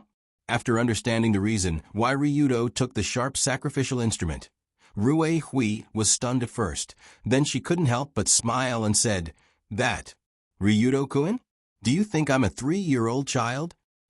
Scribbling in places that shouldn't be scribbled, and even scratching the face of the statue."